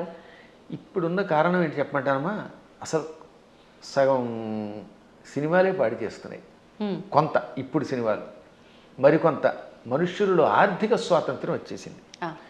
పిల్లల్ని చిన్నప్పటి నుంచి గారంగా పెంచడం తల్లిదండ్రులు చేస్తున్నారు, సందేహం లేకుండా పెంచాలి. కానీ అదే సమయంలో భార్యాభర్తల బంధం ఒకరితో ఒకరు ఎంత జాగ్రత్తగా ఉండాలి, క్షణికోద్రేకాలతో కోపాలు తెచ్చుకొని తిట్టుకోకూడదనేది చిన్నప్పటి నుంచి చెప్పట్లేదు కదా. ఇప్పుడు పూర్వం రుక్మిణీ కృష్ణుల కథ, సీతారాముల కథలు చిన్నప్పటి నుంచి నూరిపోసి ఏదన్నా చిన్న చితక గొడవలు వస్తాయి. భార్యాభర్తలకు తగాదాలు లేకుండా ఎలా ఉంటాయి? సతీదేవి కూడా శివుడి మాట వినకుండా వెళ్ళిపోయిందా లేదా? ఒక్కసారి సతీదేవి శివుడు వద్దంటున్నా వినిపించుకోకుండా పుట్టింటికి చూడడానికి యజ్ఞానికి వెళ్ళింది, శరీరం విడిచిపెట్టింది. భర్తకు దూరం అయితే చివరికి మిగిలేదు అదే. డబ్బు సంపాదించవచ్చు, నువ్వు ఇంకేదైనా పలుకుబడుతూ ఉండొచ్చు, కానీ భార్యాభర్తలు ఇద్దరు ఐకమత్యంతో ఉండడం వల్ల వచ్చే ఆనందం వేరనే కథలు చెప్పేవారు పూర్వం. మా చిన్నప్పుడు ఇలాంటి కథలే చెప్పేవారు. అందువల్లే పూర్వం ఒకసారి పెళ్లి చేసుకుంటే యావత్ జీవితం వాళ్లే దంపతులు. ఇప్పుడు 16 రోజుల పండుగ గడిస్తే గొప్ప. తొలినాడు ఏదో హడావిడి, మలినాడు మడావిడి అన్నట్టుగా అయిపోతుంది. 16 రోజుల తర్వాత మళ్ళీ ఇద్దరు విడిపోతున్నారట. కొట్టుకోవడాలు, తిట్టుకోవడాలు, ఇవన్నీ కొంత తల్లిదండ్రుల యొక్క పెంపకం లోపం, కాల ప్రభావం, మీడియా ప్రభావం అన్నీ ఉన్నాయి, ఒకదాని మీద ఒకటి పడుతున్నాయి. కానీ దైవానుగ్రహం వల్ల మళ్ళీ పూర్వపు లక్షణం వస్తుందని నాకు నమ్మకం. అందువల్ల నా ఉద్దేశంలో చిన్నప్పటి నుంచి పిల్లలకి చక్కని కథలు చెప్పాలి. వస్తాయి తగాదాలను అయినా, కానీ అయినా కలిసి ఉండండి. ఎప్పుడైనా భార్య కోపం వచ్చినప్పుడు భర్త తగ్గాలట, భర్త కోపం వచ్చినప్పుడు భార్య తగ్గాలి. ఈవిడేమో తోసుంటా అంది, ఈవిడ తోసుంటా అన్నాడు, ఇంకేముంది రెచ్చిపోతే కొట్టుకుపోతారు, ఇంకా విడాక్ విడాక్ విడాక్ అయిపోయింది. దీనివల్ల ఏమిటి సాధిస్తున్నారు చివరికి? ఒక్క ఇంట్లో సుఖంగా ఉంటున్నారా? ఇవాళ కలియుగంలో గుండెకాయ లబ్ డబ్ అని కొట్టుకోవడం మానేసింది. పూర్వం గుండెకాయ లబ్ డబ్ అని కొట్టుకునేది, ఇప్పటికీ చేయేస్తే లబ్ డబ్ అని అంటుంది. కానీ లబ్బు పోయి డబ్బు డబ్బు డబ్బు అని కొట్టుకుంటుంది. అదొక జబ్బు కింద పట్టుకుంది. దాంతో కుటుంబాలు విచ్ఛిన్నమైపోతున్నాయి. అయినా మా అదృష్టం ఏంటంటే మేము పిల్లలకి చిన్నప్పటి నుంచి వచ్చిన సంస్కారం వల్ల మా పిల్లలు అలాగే చక్కగా కలిసి ఉంటున్నారు, మా అన్నదమ్ముల పిల్లలు కలిసి ఉంటున్నారు. అందువల్ల వీటిని మళ్ళీ ఆదర్శంగా తీసుకోవాలి. ఈ మధ్యన మా పురాణాలు విన్నాక చాలామంది మార్పు చెందుతున్నారు. క్షణికోద్రేకంతో విడిపోతే ఉంది. తల్లిదండ్రుల ప్రేమ పిల్లలకు ఉండదు. ఈ పిల్లలు మళ్ళీ పిశాచాల్లా తయారైపోతారు. వీళ్ళు కొట్టుకుంటారు, హత్యలు చేస్తున్నారు, చస్తారు, బాంబులు వేసుకుంటారు. చివరికి ఏం సుఖం? ఒకసారి ఆలోచించండి. అందువల్ల ఐకమత్యంలో భార్యాభర్తలు ఇద్దరూ ఒక అవగాహనకి రావడంలో ఎన్నో లాభాలు ఉన్నాయి. అసలు 3 ముళ్ళు అందుకే పెట్టారు. 3 ముళ్ళు ఏమిటి అనుకుంటారు? ధర్మేచ. ఒక ముడి ఎందుకు వేస్తున్నాడంటే ఈ రోజు నుంచి మన ఇద్దరం కలిసి ధర్మమును ఆచరిద్దాం. ధర్మం కోసం ఒక ముడేట. అంటే ఈ రోజు నుంచి భార్య భర్త ఇద్దరూ కలిసి ధర్మమును ఆచరించెదరుగాక. అర్థేచ ధనం విషయంలో కూడా మీకు మీరే మాకు మేమే అని కొట్టుకోకుండా నువ్వు సంపాదించు నేను సంపాదిస్తాం, ఇద్దరు డబ్బులు అక్కడ పెడదాం, ఇద్దరం కలిసి అవగాహనకు వచ్చి ఖర్చు పెట్టుకుందాం. ఈరోజు నువ్వు గొలుసు చేయించుకో, వచ్చే నెలలో నేను ఉంగరం చేయించుకుంటాను. ఆ తర్వాత ఇద్దరం కలిసి కొంత లోను పెట్టుకుని ఎలోనుగా బతకకుండా లోను పెట్టుకుని ఇల్లు కట్టుకుందాం, లోన్ తీర్చుకుందాం, ఇలా అనుకోవాలి. అలాగే ఏ విషయంలో అయినా ధనాన్ని విషయంలో భార్యాభర్తలు ఒకరికి తెలియకుండా ఒకళ్ళు ఖర్చు పెట్టకూడదు. అత్యావశ్యక స్థితిని ఉంటుంది అప్పుడు తప్ప. అందువల్ల అర్థము విషయంలో రెండవ మూడే ఇవ్వాలి. ఇక మూడవది కామేచ, కోరికలు కూడా ఇద్దరు కలిసి తీర్చుకోవాలి. ఆవిడికి దెబ్బకఠ దొంగల ముఠా సినిమా ఇష్టం, ఈయన గారికి ఏమో నాలాగే జయసింహ ఇష్టం. నేను జయసింహే చూస్తాను, కాదు నేనేమో ఇవే చూస్తాను అనకుండా ఓ రోజు జయసింహ ఓ రోజు దెబ్బకఠ దొంగల ముఠా చూడండి. అలా ఇద్దరు కలిసి ఒకళ్ళకి జానపదం ఇష్టం, ఒకళ్ళకి ఏదో గూఢచారి సినిమాలు ఇష్టం, ఒక్కొక్కడికి అవి ఇవి కాకుండా ఊడు పిల్లలు కొట్టుకునే సినిమాలు ఇష్టం. అలా ఇష్టాలు ఇద్దరు దాన్ని ఏమంటారు పంచుకోవాలి. ఇంక రెండోది భార్యామణికి రోజు మైసూరు బజ్జీ ఇష్టం, ఈ భర్త గారి కర్మ వాడికి ఎప్పుడు ఫ్రైడ్ రైస్ ఇష్టం. అప్పుడు ఇద్దరు కొట్టుకోకుండా రెండూ చేసుకుని రెండు తెలిసగా తినమనండి, ఏం చేస్తాం? అలా కోరికలు కూడా కలిసి తీర్చుకోవాలి. అందుకని ధర్మేచ అర్థేచ కామేచ నాతి చరామి అన్నాడు ఆయన. నాతి చరితవ్యం అని పురోహితులు వారు మంత్రం చెబుతారు. అతి చరితవ్యం అంటే దాటి వెళ్ళుట, చెప్పకుండా చేయుట. నా అతి చరితవ్యం అంటే దాటి వెళ్ళను. ధర్మ అర్థ కామములలో నీ మాటే వింటాను, నిన్ను దాటి వెళ్ళను అని మంత్రం పురోహితులు వారు చెప్పమనగానే, బ్రహ్మగారు చెప్పమనగానే ఈయన నాతిచరామి అంటాడు. నా అతిచరామి. అతిచరామి అంటే నిన్ను దాటి వెడతాను, నీకు చెప్పకుండా చేస్తాను. నా అతిచరామి కలిస్తే సవర్ణ దీర్ఘసంధి, నా అతి అది నైతత్పురుషం సమాసంలో, అది నాతి అవుతుంది. నాతిచరామి అంటే నిన్ను దాటి వెళ్ళను, నీకు చెప్పకుండా చేయనని ప్రతిజ్ఞ చేస్తున్నాడు మొగుడు. భర్త గారు భార్యామణికి మూడు ముళ్ళు వేసి ఏమంటున్నాడు? ధర్మ అర్థకామములలో నిన్ను దాటి వెళ్ళను, నీకు చెప్పకుండా చేయనని ప్రతిజ్ఞ చేశాడు. ఆవిడ ఆనందపడిపోయి ఆహనా భర్త ఎంట అనుకుంటోంది. ఇంకా ఆ మాట మీద ఆయన నిలబడాలి, ఈవిడ నిలబడాలి. అప్పుడు ఎంత బాగుంటుందండి. పెద్దవాళ్ళు ఇంట్లో ఉండకుండా తరివేస్తే ఏమిటి లాభం? తల్లిదండ్రుల్ని పూజించడం, అత్తమామల్ని పూజించడం వల్ల పెద్దవాళ్ళు ఒక అండ. వాళ్ళు అలాగే ఉండాలి. మూర్ఖత్వంతో కోడల మీద పెత్తనం చేయకూడదు. ఈ రోజులో పెత్తనం ఎవడు ఒప్పుకుంటాడు?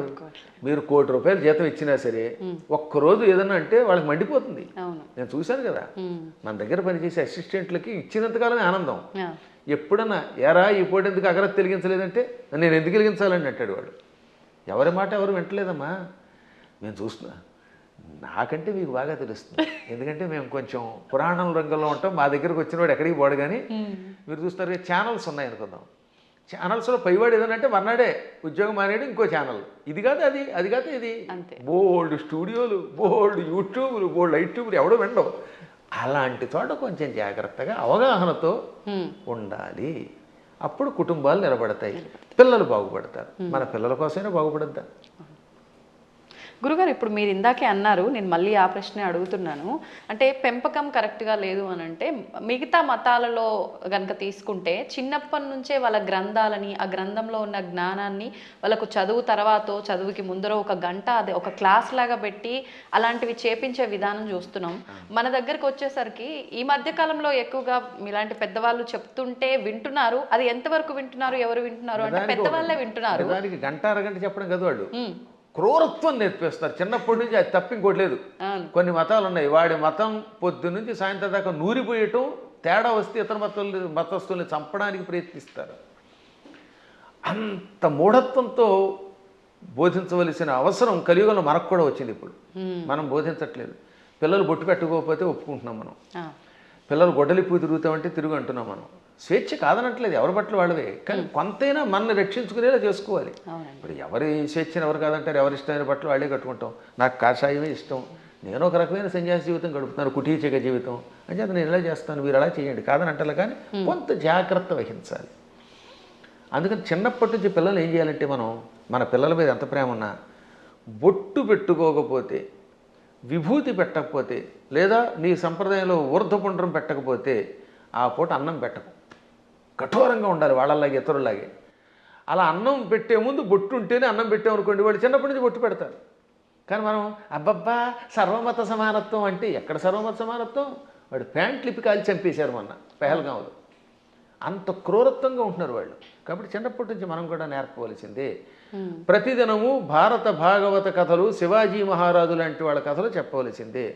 ప్రతిదినము ఏదో ఒక స్తోత్రం ఎంతోసేపు చదవవలసిందే. అది చదివితేనే వాడు స్కూల్కి వెళ్ళాలి, అది చదివితేనే వాడికి అన్నం పెట్టాలి, అది చదివితేనే వాడికి ఏదైనా చేయాలి. అది చదవనంత వరకు వాడికి టీవీ కూడా పెట్టకూడదు. ఇలా మనం 10 ఏళ్ళు అలవాటు చేసామనుకోండి చిన్నప్పుడు, ఇంకా తర్వాత వాడు అలవాటు అయిపోతాడు. మా చిన్నప్పుడు మా నాన్నగారు పురాణములు చెబుతూ ఉంటే ఆయన మంచి కంఠంతో చక్కగా స్పష్టంగా చెబుతూ ఉంటే విని మేము ఇంకా అక్కడ దాని మీద ఆసక్తి పొందామా లేదా? అవునండి. అందువల్ల తల్లిదండ్రులు పిల్లలకి అది నేర్పాలి. ఇప్పుడు ఈ మతమును మన పిల్లలకి నేర్పడం అనేది ఉందే, అది ఇంకో దానికో కాదు, కనీసం బ్రతకడానికి అవసరం అయిపోయింది. వాస్తవం. నువ్వు బతకాలంటే నేర్చుకోవాల్సిందే. లేదా ఆ మతం మారు, లేదా చంపేస్తాడు. భవిష్యత్తులో ఒకటే, నీ మతమును అనుసరించి నువ్వు గట్టిగా నిలబడకపోతే వాళ్ళ మతంలోకైనా వెళ్ళాలి, లేదా వాళ్ళ చేతిలో చావాలి. రెండే మిగిలాయి. చావలేం, ఆ మతంలోకి మారలేము, మధ్యలో బతకడానికి లేదు. కాబట్టి హిందువులారా, ఎవరేమనుకున్నా సూటిగా స్పష్టంగా మీకు చెబుతున్నాను, హిందువుల ఐకమత్యంతో ఉండడం ఇప్పుడు వాళ్ళ బ్రతుకు కోసం అవసరం. మీరు మీ పిల్లలకి చిన్నప్పటి నుంచి మన ధర్మాన్ని నూరిపోయండి, మన గురువుల దగ్గరికి తీసుకెళ్ళండి, ఆలయాలకి తీసుకెళ్ళండి. శని ఆదివారాలు వచ్చాయంటే వెళ్ళి తెరవలసిందే గుడికి. మీ పిల్లలకి బొట్టు పెట్టుకోకపోతే, రామ అనకపోతే, కృష్ణ అనకపోతే, శివ అనకపోతే అన్నం పెట్టకండి. అలా నేర్పకపోతే భవిష్యత్తులో మీకు ఏ విధమైన దిక్కు ఉండదు, మిమ్మల్ని రక్షించేవాడు లేడు. బాగుపడతారా? నా మాట వినండి, లేదా పొండి కర్మపుణ్యం పాలై అని ఎంత గట్టిగానో చెబుతున్నానమ్మా. ఇటువంటివి చాలా అవసరం. ఇవాళ మీ బొట్టు వాళ్ళు ఇంకా ఈ ధర్మాన్ని ప్రోత్సహిస్తున్నారు కనుక. గురుగారు, ఇప్పుడు మీరు చెప్పారు బొట్టు పెట్టుకోమని మీ పిల్లలకు నేర్పండి అని. ఇప్పుడు మా జనరేషన్ వాళ్ళని తీసుకుంటే మీరు చెప్పేవి వింటే మాకు కొన్ని అర్థమవుతాయి, కొన్ని అంతవరకే మాత్రమే తెలుసు, మాకు ఆ జ్ఞానం మాత్రమే, దానికి ముందర వెనక ఇంకేముందనే తెలియదు. ఇప్పుడు అన్నారు బొట్టు పెట్టుకోవాలమ్మా, అది మన ధర్మం అని చెప్పి, నేను వెళ్ళి ఇప్పుడు అదే సేమ్ నా పిల్లలకి చెప్పాను అనుకోండి, అవును బొట్టు పెట్టుకోవడం మన హిందూ ధర్మంలో ఉంది, అసలు ఎందుకు పెట్టుకోవాలి, దాని వెనకాల రీజన్ ఏంటి అడిగితే మా బోటి వల్ల అసలు మేము చెప్పలేకపోతున్నాము. ముందు ఒకటి చెప్పండి వాళ్ళకి. ఇప్పుడు ఆ పెహల్గాంలో ఎందుకు కాల్ చేశారు? వాళ్ళ మతంలో లేరని, అంతేనా? దానికి ఏమన్నా రీజన్ ఉందా? ఇప్పుడు నువ్వు బొట్టు పెట్టుకుంటూ ఇలా ఐకమత్యంతో 10 మంది కలిసి ఉండకపోతే రేపు పొద్దున్న నువ్వు మా వాడివి కాదని చంపేస్తారు. కాబట్టి ఒకటి, ముందు మన ధర్మం బతకడానికి అవసరం చెప్పండి. రెండోది, ఈ కనుబొమ్మల మధ్యలో బొట్టు పెట్టుకుంటే ఒకటి అందం. ఇప్పుడు మీరు ఆ కాస్త బొట్టు తీసేసి ఉంటే మీ మొహం చూడలేం, అదో రకంగా కనపడతారు, పిశాచపు మొహంలో ఉంటుంది. బొట్టు పెట్టుకుంటే సౌందర్యం. తర్వాత ఈ కనుబొమ్మల మధ్యలో జ్ఞాపక శక్తి పెంచడానికి చాలా ఉపయోగపడుతుంది. రోజు నిత్యం ఈ చూపుడు వేలుతోటి బొట్టు పెట్టుకోగా ఒత్తిడికి జ్ఞాపక శక్తి పెరుగు, చురుకుతనం పెరుగుతుంది. కొంతకాలం అబ్జర్వ్ చేయండి మీరే. ఇప్పుడంటే కెమికల్స్ వచ్చాయి, స్టిక్కర్స్ వచ్చాయి, కానీ పూర్వం కుంకుమ అంటే కుంకుమ పెట్టుకుంటే దానివల్ల ఆడవాళ్ళలో ఒక రకమైన జ్ఞాపక శక్తి, ఇంట్లో ఏ మూల ఏ వస్తువు పెట్టినామో వాళ్ళకి గుర్తున్నట్టుగా ఎవరికి ఉండదు. పోపుల డబ్బాలో ఫలానా దాంట్లో కందిపప్పు ఉంది, దాంట్లో పెసరపప్పు ఉంది, ఆవాలు ఉన్నాయని ఎలా గుర్తుపెట్టుకున్నారమ్మా వాళ్ళు అవధానులు. మేము పద్యాలు గుర్తుపెట్టుకున్నట్టుగా అది బొట్టు వల్లే వస్తుంది. జుట్టు చక్కగా కొబ్బరి నూనె రాసుకుని దువ్వుకుంటూ ఉంటే జుట్టు ఊడిపోకుండా ఉంటుంది. ఇప్పుడు కొబ్బరి నూనె ఎందుకు రాసుకోవాలంటున్నారు? అందుకని కొబ్బరి లేదు, రబ్బరి లేదు, శుభ్రంగా నున్నగా అయిపోతుంది. దానికోసం బోడు ఖర్చు పెడుతున్నారు, అవునా? కాబట్టి పేలు పట్టకుండా ఆరోగ్యంగా ఉండదు, తలనొప్పి తగ్గుతుంది. ఇప్పుడు మీకు తలనొప్పులు ఎక్కువ వస్తున్నాయంటే కేవలం నూనె రాసుకోకపోవటం, వారానికి ఒకసారి కుంకుడుకాయలతో తలంటుకుపోవడం వల్ల హెడ్ఏకులు వచ్చి దానికోసం మందులు వాడి, ఈ మందుల వల్ల ఇంకో రోగం వచ్చి మోకాలు నొప్పి వచ్చి, మోచేయి నొప్పి వచ్చి గట్టిగా నడవలేరు, కూర్చోలేరు. అందుకని లిఫ్ట్లు పెట్టవలసి వస్తుంది. మేము పైకి కిందకి 4 అంతస్తులు రోజుకి 8 సార్లు దిగుతున్నాను. నేను ఇంతవరకు లిఫ్ట్ ఎక్కలేదు తెలుసా? ఇప్పుడు మీరు పైకి వచ్చిన ఈ భవనంలో నేను ఇంతవరకు లిఫ్ట్ ఎక్కలేదు ఒక్కనాడు కూడా. నేను ఒకడికి లిఫ్ట్ ఇవ్వాలి కానీ నాకు ఒకటి లిఫ్ట్ ఇవ్వడం ఏమిటి యంత్రం? అందువల్ల నేను నడిచి వస్తున్నాను. అది కారణం ఏంటంటే తలంటుకోవటం, కొబ్బరి నూనె రాసుకోవటం, ఒంటికి అప్పుడప్పుడు తైలమర్దనం చేసుకుని శుభ్రంగా అభ్యంగన స్నానం చేయటం, బొట్టు పెట్టుకోవడం, ఈ సంప్రదాయాలు ఆరోగ్యాన్ని ఇస్తాయి. మన సంప్రదాయాలన్నీ ఆరోగ్య సూత్రాలే. మన తలలో ఉన్నటువంటి బ్యాక్టీరియాని చంపి ఆ చేదు, కుంకుడు చేదు బట్టతలు రాకుండా కాపాడుతుంది. రెగ్యులర్గా కుంకుడుకాయతో వారానికి 2 సార్లు 1 సారి స్నానం చేయండి, జుట్టు వస్తుంది. షాంపూలు పెట్టండి, వెంటనే ముందు తెల్లని రంగు క్యాంప్ వేస్తుంది షాంపూ వల్ల, అందుకే తెల్లబడిపోతాయి. ఆ తర్వాత ఈ తెలుపు బాగు చేయడానికి మళ్ళీ రంగు వేయాలి. ఆ రంగు వేసేసరికి మొత్తం చుట్టూ ఊడిపోయి చుట్టూతో 4 వెంట్రుకలు దానికి రంగు వేయటం, లేదా మళ్ళీ విగ్గులు పెట్టుకోవడం, ఎన్ని గొడవలు వస్తున్నాయి. కాబట్టి మన సంప్రదాయంలో అన్ని ఆరోగ్యానికి పనికొచ్చేవి. అయినా కొన్ని విషయాల్లో ఇంకెందుకు అడగకూడదండి. నేను ఎందుకు పుట్టానంటే ఏం చెబుతావు? మనం పుట్టామా లేదా? ఆ పుట్టడానికి మన కారణం మన చేతిలో లేదు. అది మన కర్మ ఏది ఉందో మనకు తెలియదు. కాబట్టి నువ్వు ఎందుకు పుట్టావు, నువ్వు ఎందుకు అన్నం తింటావు, అన్నం తిన్నంతకాలం, నువ్వు పుట్టినంతకాలం, నువ్వు ఆ పరిగెడుతున్నంతకాలం నువ్వు ఒట్టెట్టుకోవాల్సిందే. కొన్నింటికి ఇంకా లేదు, నువ్వు లాగి ఒట్టించుకోవటమే. దెబ్బ కనపడుతుందా? దేవుడు ఎక్కడున్నాడో చూపించమని అడిగట్టు వెనకడికి. లింగ పురాణంలో ఒక నాస్తికుడు వచ్చి దేవుడు లేడు ఉంటే చూపించన్నట్ట. వెంటనే గురువుగారు లాగ్ గోపే తోడు కొట్టాడు. బాబోయ్ అన్నాడు. ఏం బాబోయ్ ఎందుకు అన్నావు అంటే బాధ అన్నాడు. ఏది బాధ చూపించన్నాడు. లాగ్ గోపే కొడితే బాధ కలిగింది అన్నాడు. బాధ ఏది చూపించంటే బాధ ఎలా చూపిస్తామండి, లోపల ఉంటుందన్నట్ట. అలాగే దేవుడు కూడా అంతటా ఉన్నాడురా. ఈ బాధలో, ఆనందంలో, వెలుతురులో, జలంలో ఉన్నది ఆ చైతన్యమే. అది లేకుండా పుట్టావు, లేకపోతే ఎముకల పోగు. ఆ ఎముకల పోగు మీద మళ్ళీ రకరకాల నరాలు, ఆ నరాలను అంటి పెట్టుకుని చీము, నెత్తురు, మాంసం, కండరాలు, మోకాళ్ళల్లో గుజ్జు, మా చేతుల్లో గుజ్జు, కళ్ళల్లో, గుడ్లల్లో చూపు, ఇవన్నీ పెట్టి పైన చర్మం పెట్టి ఓ సౌందర్యం ఇచ్చాడు ఈ శరీరానికి. ఒక్కసారి ఆశ్చర్యంగా ఉంటుంది మనకి. దీని కింద ఎన్ని నాడులు, మనం తిన్న అన్నం గిలకొట్టబడి జీర్ణమై రక్తంగా మారుతుందా, ఆ రక్తం వీటన్నిటికుండా ప్రవహిస్తున్నదా. అసలు ఎంత అద్భుతమైన యంత్రం. ఈ యంత్రాన్ని ఇంకెవడన్నా రీప్లేస్ చేయగలడా? మోకాళ్ళ చెప్పులు మారిస్తే ఒరిజినాలిటీ ఎక్కడ ఉంటుంది? వంగలేవు, కూర్చోలేవు నువ్వు. ఈ ముక్కు మారిస్తే దీంట్లో ఉన్న ఉండవు. ఇటువంటి శరీరం ఒక్కసారి స్తంభించిపోతే ఎందుకు పనికిరాకుండా అయిపోతే అది ఎందుకు పనికిరాకుండా కుళ్ళిపోతుంది. మళ్ళీ దీన్ని కుళ్ళిపోయి పాడైపోవడానికి వీలుగా లోపల బ్యాక్టీరియా పెట్టాడు. పురుగులు వచ్చి తగలబెట్టకపోతే, కాల్చకపోతే, ఈ శరీరం కొంతకాలం అలా మూలండిపోతే లోపల కొత్త పురుగులు పుట్టి దీన్ని తినేసి మళ్ళీ అవి నాశనం అయిపోతాయి.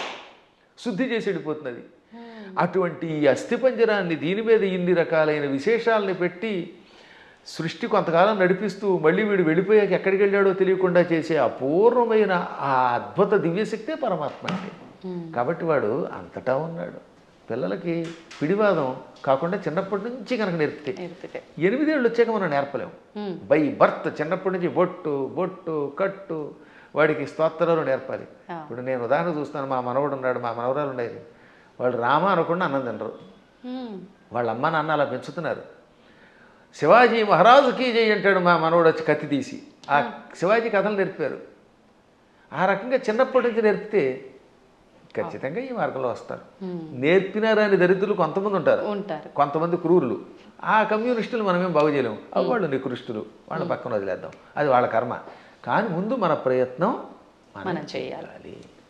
గురుగారు, ఇప్పుడు మీరు ఇందాక అన్నట్టుగా పిసినారి కానివ్వండి, ఇలాంటి మూర్ఖులు, నాస్తికులు కానివ్వండి, ఇదంతా అంటే వాళ్ళ కర్మను బట్టే వచ్చారు అనుకోవచ్చా? మరి లేదు అంటే ఇప్పుడు మీరు చెప్పినట్టుగా పెంపక లోపము అలా కూడా అనుకోవచ్చా?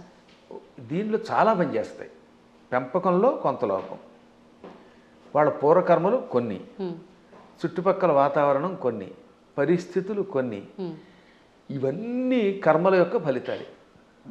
అందుకే కొంతవరకు మనం మన ప్రభావంతో మార్చొచ్చండి. చెప్పగా కొంత మారుతారు, అంతా మారదు. కానీ అలాగే కొన్ని చూడగా ఎప్పటికో కొంతమంది మారుతారు. కొన్ని పుట్టుకతో వచ్చే దరిద్ర లక్షణాలు ఉంటాయి, అవి చచ్చేదాకా మారవు. అందుకే వాటిని ఏమంటారు? నైసర్గికములు అంటారు. నిసర్గ అంటే బై బర్త్ వచ్చేదాన్ని. పూర్వం మీరు ఎప్పుడన్నా సోషల్ స్టడీస్ చదివితే భారతదేశానికి నైసర్గికంగా హద్దులే ఉన్నాయి అంటే ఏంటి? సహజంగా ఏర్పడినవి అని అర్థం. కాబట్టి నిసర్గ అంటే పుట్టుకతో వచ్చే సహజ లక్షణము. అటువంటి లక్షణాలకి అన్నీ పోవుగానే కొంతవరకు మార్చచ్చు. నాస్తికులు కూడా చివరిలో మారినవాళ్ళు లేరు. కొంతమంది పేరు కమ్యూనిస్టులు, మా ఆవిడ రమ్మందండి అని మళ్ళీ ఏడుకొండల దగ్గరికి వెళ్ళడం. అందువల్ల వాళ్ళ ఆవిడ రమ్మన్నా కదా, వీడికి లోపల ఎంతో కొంత భయం ఉంటుంది. దొంగ కనపడ్డావు, అది సంఘంలో ఒకసారి అందులోకి వెళ్ళాక ఆ ముద్ర ఎంచుకుని దానికోసం అలా ఏడుస్తారు. కానీ లోపల వాళ్ళకి పీకుతుందమ్మా. ఇంతెందుకు, నేను ఎరిగి నాతో క్లాస్మేట్ ఉండేవాడు, పక్కా కమ్యూనిస్ట్ అనేవాడు. ఓ రోజు గుండు కొట్టించుకొచ్చాడు. ఏమిటంటే తిరుపతి వెళ్ళాట. ఎందుకంటే ప్రపంచ నాస్తిక సభలు దిగ్విజయం అయితే గుండు కొట్టించుకుంటానన్నట్ట.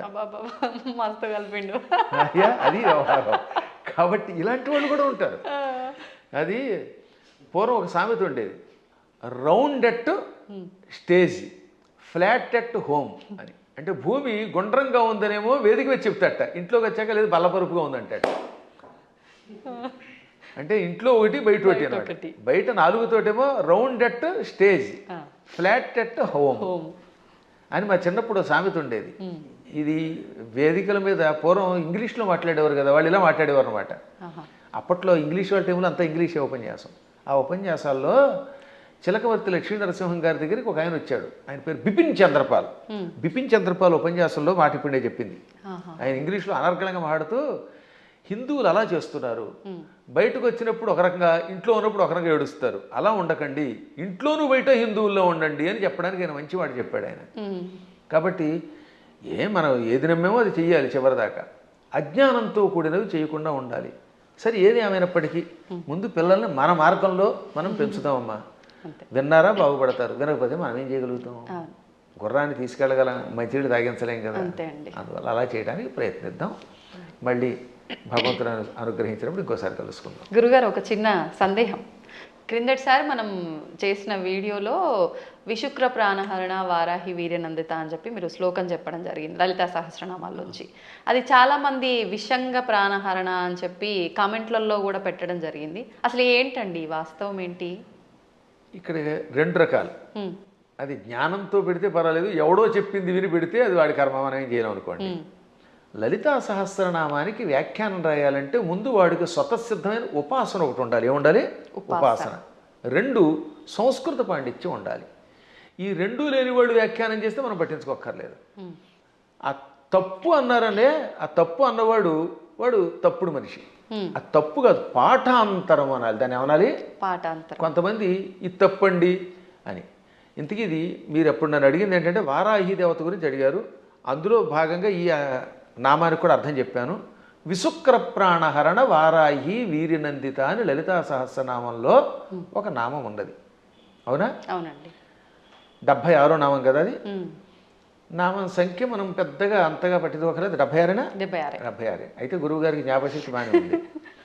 దానికి ముందు మంత్రిణ్యంబా విరచిత విషంగ వధతోషిత. దీనిలో కొంతమంది పాఠాంతరంలో ఏమన్నారు, అందుకే అన్యత్రేణ అంటాడు అక్కడ. అన్యత్రేణ అంటే మరొక చోట వ్యాఖ్యానం రాసేవాళ్ళు విశుక్ర ప్రాణహరుడు బదులుగా విషంగ ప్రాణహరణ వారాహి వీరనందిత అని కూడా ఉన్నది, కానీ అది సరికాదు అని మహాత్ములు చెబుతారు. అది పాఠాంతరం. ఎవరో ఉపాసకులు అలా ఊహించుండొచ్చు. కానీ విశుక్రకి వీర్యానికి ఉన్న సంబంధం తెలుసుకోవాలి, సంప్రదాయం తెలియాలి. దానికంటే ముందు నేను లలితా సహస్రనామానికి భాష్యం రాశాను ఐశ్వర్యోగం అనే పేరుతో. నేను విశుక్ర ప్రాణహరణ వారాహి వీరనందిత అనే పాఠాంతరమే సేకరించాను. మాకు ముందు శ్రీ చంద్రశేఖర భారతీ స్వామి వారు ఉన్నారు. వారు ఎవరో తెలుసుకో మీకు? శృంగేరి పీఠాధిపతులు.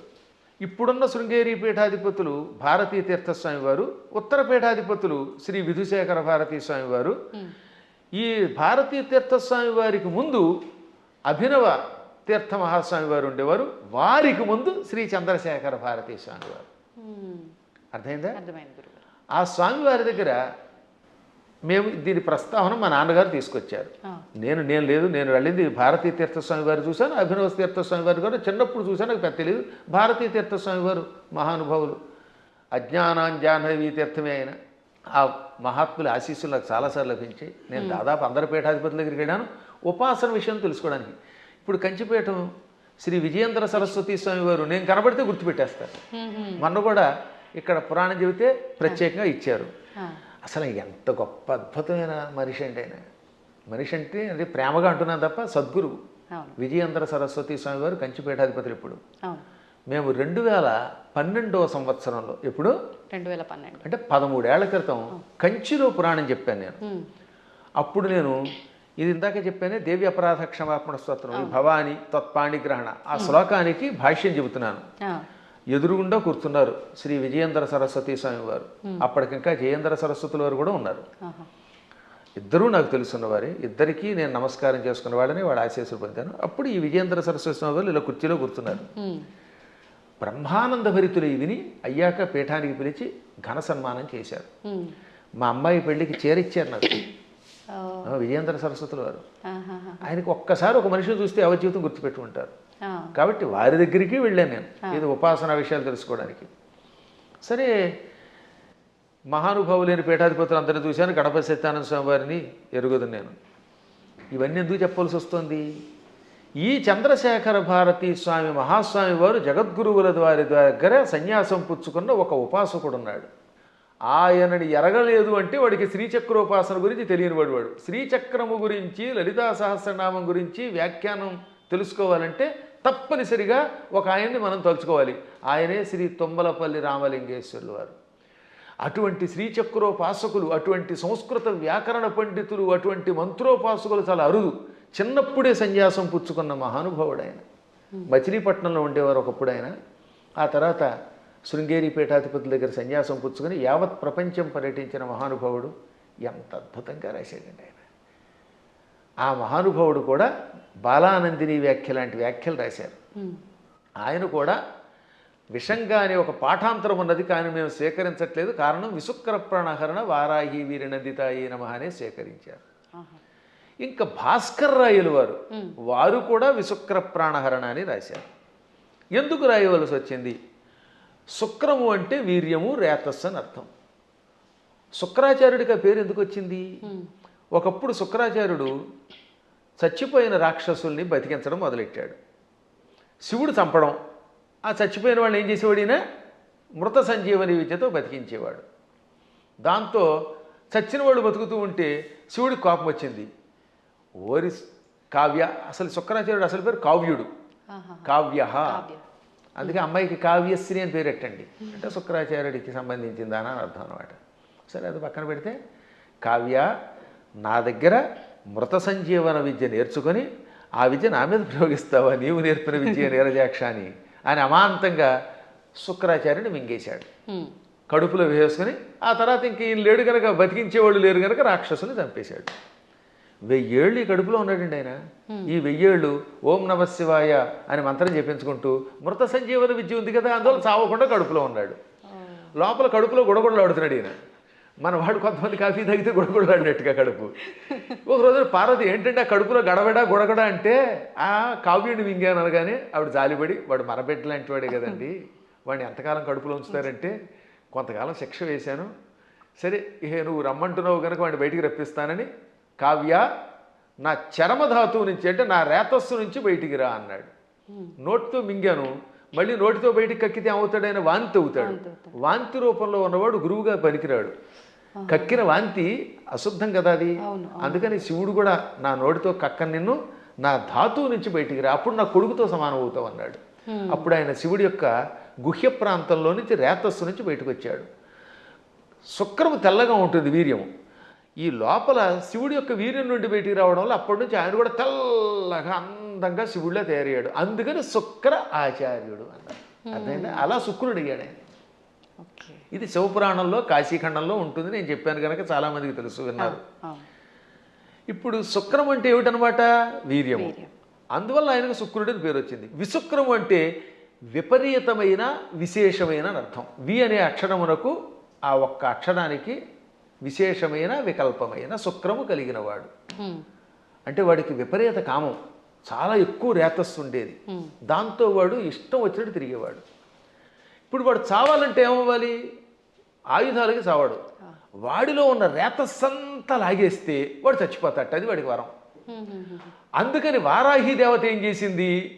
మొత్తం వాడి శరీరంలో ఒక, మనం చూడండి, స్ట్రా వేసి డ్రింక్ తాగేసినట్టుగా తన కోరలతో, వారాహి దేవత తన కోరలతో వాడి శరీరాన్ని గుచ్చి వాడిలో ఉన్న వీర్యం అంతా తాగివేసింది. ఇక్కడ వీర్యం అంటే పరాక్రమము, రేతస్సు, 2 అర్థాలు. వీర్య శబ్దానికి బలం అని కూడా అర్థం. అందుకే వీర్యము అంటే రాముడిలో వీర్యం ఉందంటే అక్కడ బలం ఉన్నదని అర్థం అనమాట. ఆ బలాన్ని, సత్వాన్ని తాగేసింది. అందువల్ల అక్కడ ఏమన్నాడు? విశుక్ర ప్రాణహరణ, విశుక్రుని యొక్క ప్రాణములను హరించిన, తాగేసిన వారాహి దేవత యొక్క వీర్యమునకు నందిత, సంతోషపడింది లలితది. ఇప్పుడు ఆ విశుక్ర శబ్దానికి ఈ వీర్యానికి ఇంటర్లింక్ ఇప్పుడు మీకు అర్థమైందా? ఆవిడ అక్కడ వీర్యమును తాగేయటం వల్ల ఆ వీర్యమునకు ఆవిడ సంతోషపడింది, ఆ బలానికి సంతోషపడింది. ఇక్కడ విషంగా రాస్తే ఈ రెండింటికి ఉన్న మంత్రార్థాలు, గూఢార్థాలు దెబ్బతింటాయి. ఎందుకంటే కొన్ని చెప్పడానికి స్టేజీ కాబట్టి చెప్పట్లేదు. కాబట్టి విశుక్రుణ్ణి చంపాలంటే వారాహి దేవతే ఉండాలి. అతని ప్రాణం పోవాలంటే లోపల ఉన్న వీర్యమును లాగాలి. వీర్యమును స్వీకరించడం వల్ల ఆవిడ కూడా వీర్యస్వరూపిణి అయ్యింది. ఆవిడ వీర్యస్వరూపిణి అయ్యింది కాబట్టి ఆ వీరత్వానికి ఆవిడ అమ్మవారు సంతోషపడింది. అద్భుతమైనటువంటి భావనలు తెలియాలంటే అక్షరము పరబ్రహ్మముగా ఉపాసించాలి. అందుకే అక్షరమును పరబ్రహ్మం అంటారు. అక్షర పరబ్రహ్మ యోగం అన్నారు. అందుకే భగవద్గీతలో కూడా మా నాన్నగారు చిన్నప్పుడు శబ్దబ్రహ్మోపాసన చెయ్యాలి అని నాకు చెప్పారు. అంటే శబ్దం ఉరికే పైపైన ఏదో నోటికి వచ్చినట్టు వాగడం కాదు. ఏ శబ్దం వాడినా ఆ శబ్దంలో ప్రతి అక్షరమునకు ఒక అర్థం ఉంటుంది. ఆ అర్థం తెలుసుకుని ఉపాసించాలి. ఉదాహరణకి సముద్రము సాగరము రెండింటికి తేడా ఉంది. అల్లసాని పెద్దన ఈ మనుచరిత్రలో ప్రవరుడు అనేవాడు ఏడుస్తున్నప్పుడు చింతాసాగరమన మునిగి అన్నాడు ఆయన. చింతా సముద్రం అనలేదు. సాగరం అని ఎందుకు వాడాడు? సముద్రం అన్నా సాగరం అన్నా ఒకటే కదా. కానీ రెండింటికి ఎంత తేడా ఉందో తెలియాలి. సముద్రం సామాన్యమైనది, చిన్నది. ఒకప్పుడు సముద్రం చిన్నది. సగరుడని ఒక ఆయన ఉన్నాడు. ఆయనకు 60,000 మంది కొడుకులు. ఈ 60,000 మంది భూమిని తెగతవ్వారు, గొయ్యించేసేశారు. ఆ గొయ్యిలోకి సగరుడి యొక్క మునిమనుముడు భగీరథుడు గంగను తెచ్చాడు. ఆ గంగ అందులో పడింది. దాంతో చిన్నగా ఉన్న సముద్రం ఈ సగరు పుత్రుల వల్ల తవ్వబడి ఆ సగరుని యొక్క మునిమనువుడు తెచ్చిన గంగతో పెద్దదయ్యి విశాలమైపోయింది. ఇవాళ చూస్తున్నంత పెద్దదయ్యింది. చిన్నదిగా ఉన్నప్పుడు సముద్రం, విశాలమైపోతే ఏమవుతుందన్నమాట? డెవలప్ చేయబడితే సాగరం. అందుకని అక్కడ అప్రాప్రియేట్ వర్డ్ ఏంటనమాట?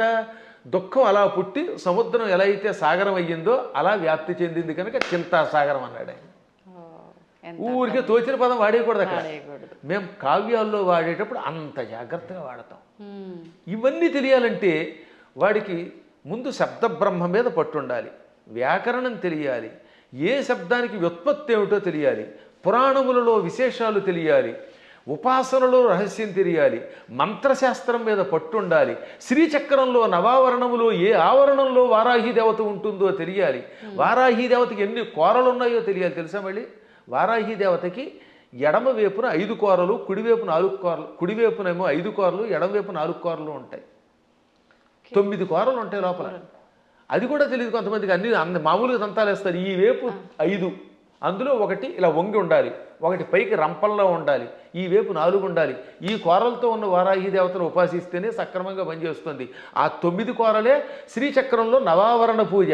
అవే నవరంధ్రాలని మనకి శుద్ధి చేసి పెడతాయి. అక్కడ ఈ వారాహి దేవతకి ఒక్కొక్క దానికి ఒక్కొక్క బీజం ఉంది 9 కోరలకి అన్నమాట. అందుకే వారాహి వీర్య నందిత ఎయి అనంటే ఒకసారి ఎన్ని అక్షరాలు ఉన్నాయి?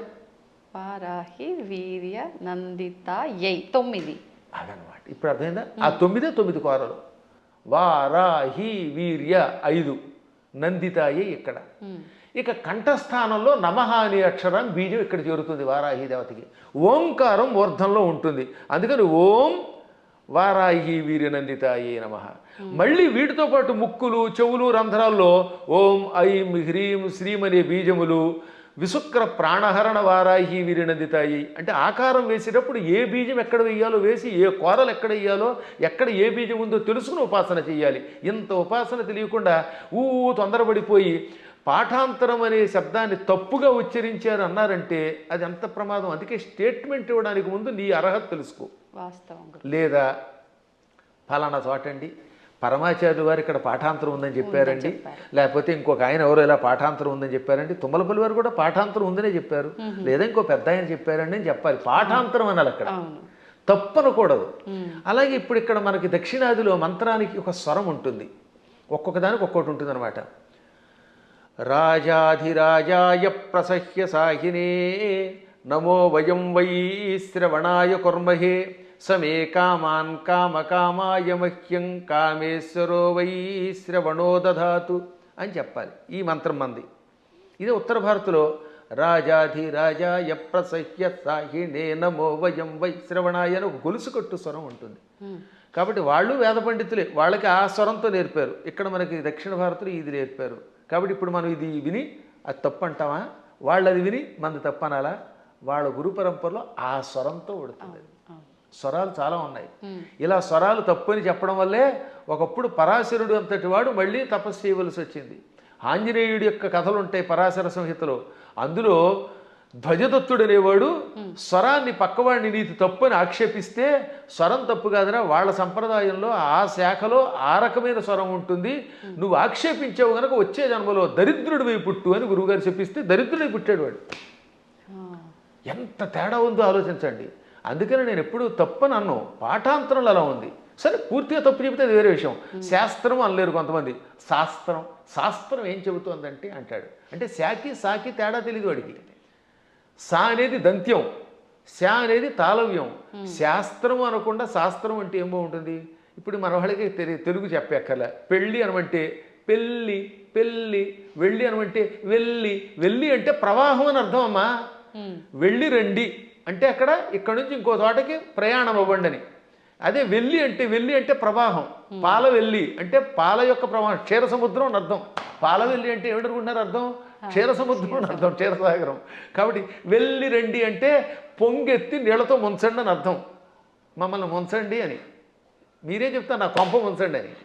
కాబట్టి వెళ్ళి పెళ్ళి అంటే ఎంత అసహ్యంగా ఉంటుంది. వెళ్ళి అనలేక ఉచ్చారణ రాదు, ఏ శబ్దం ఎలా పలకాలో తెలియదు, మంత్రశాస్త్ర నియమాలు తెలియవు. ఎవడు పడితే వాడు స్టేట్మెంట్ ఇస్తేలాగా. ఎంత గట్టిగా ఎందుకు చెబుతానంటే ఇంక మీదటైనా పిచ్చి పిచ్చిగా ఇలాంటి వాటిల్లో వింటున్నప్పుడు పిచ్చి కామెంట్లు పెట్టకండి, దానివల్ల నాశనం అవుతారు. తెలిస్తే తెలిసినట్టు పెట్టండి. లేదా మాకు అనుమానం ఉందండి, ఎవరి దగ్గర నా తప్పు అంటారేమిటి, ప్రతివాడు తప్పు అనడానికి. అందువల్ల లలితా సహస్రనామంలో అనేక భాష్యములు ఉన్నాయి. మేము కూడా ఐశ్వర్యయోగం అనే అద్భుతమైనటువంటి ఒక భాష్యం గణపతి సచ్చిదానంద స్వామి వారి యొక్క ఆశీస్సులతో రాసిపెట్టాం. దాన్ని భారతీ తీర్థ మహాస్వామి వారు కూడా సంతోషించి అంగీకరించి పీఠికిచ్చారు. హేమాహేమీరైన జగద్గురువుల యొక్క అనుమతితో రాసినటువంటి గ్రంథాలు. ఎప్పుడైనా మీకు అనుమానం ఉంటే ఒక పాఠాంతరమో అనుమానమో అనండి తప్ప పలానా వాళ్ళ దాంట్లో తప్పు ఉందని తొందరపడి అనకండి. తప్పు అనాలంటే ఆ స్థాయి ఉండాలి, దానికి వివరణ ఇవ్వాలి, అంతే, మూల్యాన్ని చెల్లించాలి. ఇప్పుడు ఏమన్నా అంటే అహంకారం ఉండవు. అహంకారం ఏమీ రాని సన్నాసిగా అహంకారం ఉంటే ఏం మాకెందుకు ఉంటుందమ్మా? దక్షిణాహంకారం ఉండవలసిందే. విశ్వనాథ సత్యనారాయణ గారు ఏమన్నారు తెలుసా? చల్లపిళ్ళ వెంకట శాస్త్రి గారికి నాలాంటి శిష్యుడు ఉండడం ఆయన ఘనత అన్నాడు ఆయన. అదే కాదు అంతే. అప్పుడప్పుడు ఒక్కొక్కసారి భాషా పాండిత్యంలో మేము కూడా అలా అనకపోతే ప్రతి అడ్డమైన వాడు నెత్తి మీద ఎక్కడ మరి. అందువల్ల చిన్నప్పటి నుంచి తిండి తిప్ప మానేసి ఎన్ని శాస్త్రాలు ఎన్ని వ్యాకరణాలు చదువుకున్నాం. 25 శతావధానాలు చేసిన వాడిని ఇంకోటి చూపించండి ప్రస్తుతానికి. మరి ఇన్ని శతావధానాలు చేసిన మమ్మల్నే మీరు నోటికి వచ్చినట్టు ఏదో కామెంట్ పెడితే ఏ అక్షరం ఒక్కరా అని మిమ్మల్ని మేమేమనాలి? అవునా? కాబట్టి సందేహం లేకుండా నేను పండితుండి ఎవడేమనుకున్నా. ఇంకోటమ్మా, అనవసరంగా అహంకారం తెచ్చుకోకూడదు. కానీ అహంకారం ఒక్కోసారి ఉండవలసిందే. పద్మాగర్ గారు సొంత డబ్బా కొడుతున్నాడు అనుకుంటే కొట్టుకోమనండి, ఏం పర్వాలేదు. ఎందుకని? మీరు ఉద్యోగానికి వెళ్ళాలి. ఓ చోట మిమ్మల్ని ఉద్యోగానికి రమ్మన్నారు. అప్పుడు అప్లికేషన్ ఏమని చెప్పాలి మీరు? నేను చవటని, ఆత్మస్థుతి చేసుకోకూడదు కనుక అంతేత నేను చవటని, నాకేమీ రాదు, వాక్శుద్ధి లేదు, నా మొహం తగలయ్యా, నేను ఇలా ఉంటాను, నాకు ఉద్యోగం ఉండంటే ఇస్తారా? కానీ అప్పుడు ఏం చేయాలి? ఇప్పుడు ఉదాహరణ నేనే ఉద్యోగానికి అప్లై చేశాను ఒకప్పుడు లెక్చరర్గా. ఇప్పుడు గోల్డ్ మెడలిస్ట్ని, ఎంఏలో ఫస్ట్ క్లాస్ నాది, ఫస్ట్ ర్యాంక్ నాది, నేను ఎంఫిల్ చేశాను, పిహెచ్డి చేశాను, లేకపోతే నెట్ పాస్ అయ్యాను, నాకు ఇంత అవధానాలు చేశాను. పండితుడంటే ఉద్యోగం ఇస్తాడా? నేను నన్ను పొగుడుకోకూడదు కాబట్టి చెప్తానండి, నేను సన్నాసినండి, చవటనండి, నాకేమీ రాదండి, నాకు ఉద్యోగం ఉండండి, ఎవడిస్తాడమ్మా? కాబట్టి ఒక్కోసారి ఆత్మస్తు తప్పదు. ఇలాంటి వాళ్ళకి సమాధానం చెప్పడం కోసం ఇలా మాట్లాడతాం. అలా విత్తప్పుడైతే ఈశ్వర కటాక్షం వల్ల ఇదంతా వచ్చాయి. నేను అలాగే రాసుకున్నాను పద్యంలో. అమ్మా జగన్మాత, నిన్ను ఉపాసించి ఇంత గొప్పవాడిని అయ్యాను. అమెరికా వెళ్ళాను, చాలాసార్లు వెళ్ళాను. ఫస్ట్ టైం వెళ్ళినప్పుడు 2006లో 19 ఏళ్ల క్రితం అక్కడ ఓ అద్భుతమైన పద్యం చెప్పాను. ఏమని? ఎక్కడి ఆంధ్రమందు గల ఏలురో, ఎక్కడి ఆంధ్రమందు గల ఏలురో, ఎక్కడి కాలిఫోర్నియా దిక్కును మృక్కులేని పరదేశమునందున నిర్భయముగా ఒక్కడనై చెరించితి, మహోన్నత కీర్తిని గంటి సంపదల్ మిక్కిలి గంటి. ఇదంతా పొగడ్త కింద ఉంది కదా. ఎక్కడి ఏలూరు, ఎక్కడి కాలిఫోర్నియా దిక్కు మొక్కు లేని పరదేశంలో నిర్భయంగా ఒక్కడిని తిరిగాను, కీర్తి పొందాను, సంపదలు పొందాను. కానీ చివరిని ఏమన్నాను తెలుసా? మిక్కిలి కీర్తి గంటిని నీ పద జలేజము భక్తిని గొల్చి అంబిక. అది కొస మెరుపు. ఇదంతా ఎలా వచ్చింది? నీ పాద పద్మములను భక్తితో ఆరాధించటం వల్ల. సంపదల్ మిక్కిలి గంటి నీ పద జలేజము భక్తి నిగుల్చి అంబిక అని ఆ సంపదల్లో లకార పొల్లు చివర ఉండడం వల్ల జలేజములో అలుక్ సమాసంలో ఎతి కూడా పడింది దానికి అలాగా. కాబట్టి చిట్ట చివర అమ్మాయి ఇదంతా నీ అనుగ్రహం అంటాం, మేము ఎప్పుడు వినయంగానే ఉంటాం. కానీ ఒక్కొక్కప్పుడు అజ్ఞానికి సమాధానం చెప్పేటప్పుడు అంత గట్టిగా చెప్పాల్సిందే. కాబట్టి విశుక్ర ప్రాణహరణ అనే పాఠాంతరం ఎక్కువ బాగుంటుంది. పాఠాంతరంలో విషంగా ఉండవచ్చు, అది వేరే విషయం ఉంది, ఉన్నప్పటికీ ఇదే. కాబట్టి ఎవరికి ఏది కావాలంటే వాళ్ళ గురు పరంపరను పెట్టి దాన్ని సేకరించెదరుగాక అని మంగళాశాసనం చేస్తూ మరొక్కసారి మీ అందరి దగ్గర సెలవు తీసుకుంటున్నాను. ఈ 2 మాటలు కూడా చెప్పేయండి గురుగారు. ఇంకా ఇప్పుడు ప్రతి ఒక్కరిలో ఉన్న ఒక చిన్న డౌట్ ఏంటంటే వారాహి అమ్మవారు ఇప్పుడు మీరు చెప్పిన దాన్ని బట్టి పురాణాల నుంచి ఎప్పటి నుంచో ఉన్న విషయమే, కానీ ఇప్పుడు ఈ 3-4 సంవత్సరాల నుంచే కొత్తగా వింటున్నాం ఎక్కువగా. కాబట్టి ఎవరు ఆరాధించకూడదు, గోప్యంగా ఉంచాలి, గుప్త నవరాత్రులు ఇదంతా కూడా మాట్లాడుతున్నారు. అసలు వాస్తవం ఏంటంటే అక్కడ గోప్యంగా ఉంచమని ఎందుకన్నారంటే ఎవరికి పడితే వాళ్ళకి, అజ్ఞానులకి నాస్తికులకి, కమర్షియల్గా వాడుకునే వాళ్ళకి చెప్పకూడదు. ఇప్పుడు పెద్ద సమస్య ఏంటంటే కలియుగంలో ఒక ఆయన కష్టపడి ఉపాసన చేశాడు అనుకోండి, ఇంకెక్కడి నుంచి స్వార్థపరులు బయలుదేరుతున్నారు కొందరు. వాళ్ళు గుడి పెట్టేసి పీఠం పెట్టేసి ప్రజలు దోచుకుంటారు. మీరు చూస్తూనే ఉన్నారు కదా, చీరల్ని ప్రమోట్ చేసేవాడు, పూజల్ని ప్రమోట్ చేసేవాడు, బాబో ఎలా తయారయ్యారంటే అలా తయారయ్యారు. అందుకని వద్దనండంలో ధర్మం ఉంది, కానీ అసలు ఉపాసన వద్దండం మనవాళ్ళం వద్దనడానికి.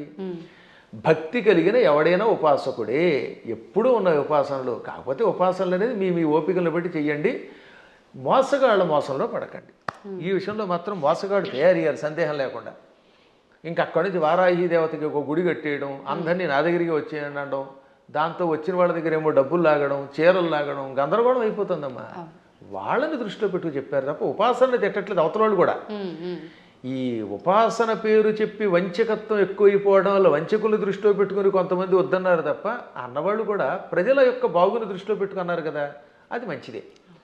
నిజమైన ఉపాసకులు ఆడంబరం లేకుండా ఉంటారు. ఇప్పుడు ఎప్పుడైనా నేను పూజ చేశాను, ఒక్క పూజ బయట పదే చెప్పుకుంటా, డబ్బా కొట్టుకుంటావు, కొట్టుకోం, అత్యవసరం వస్తుంది ఒక్కోసారి.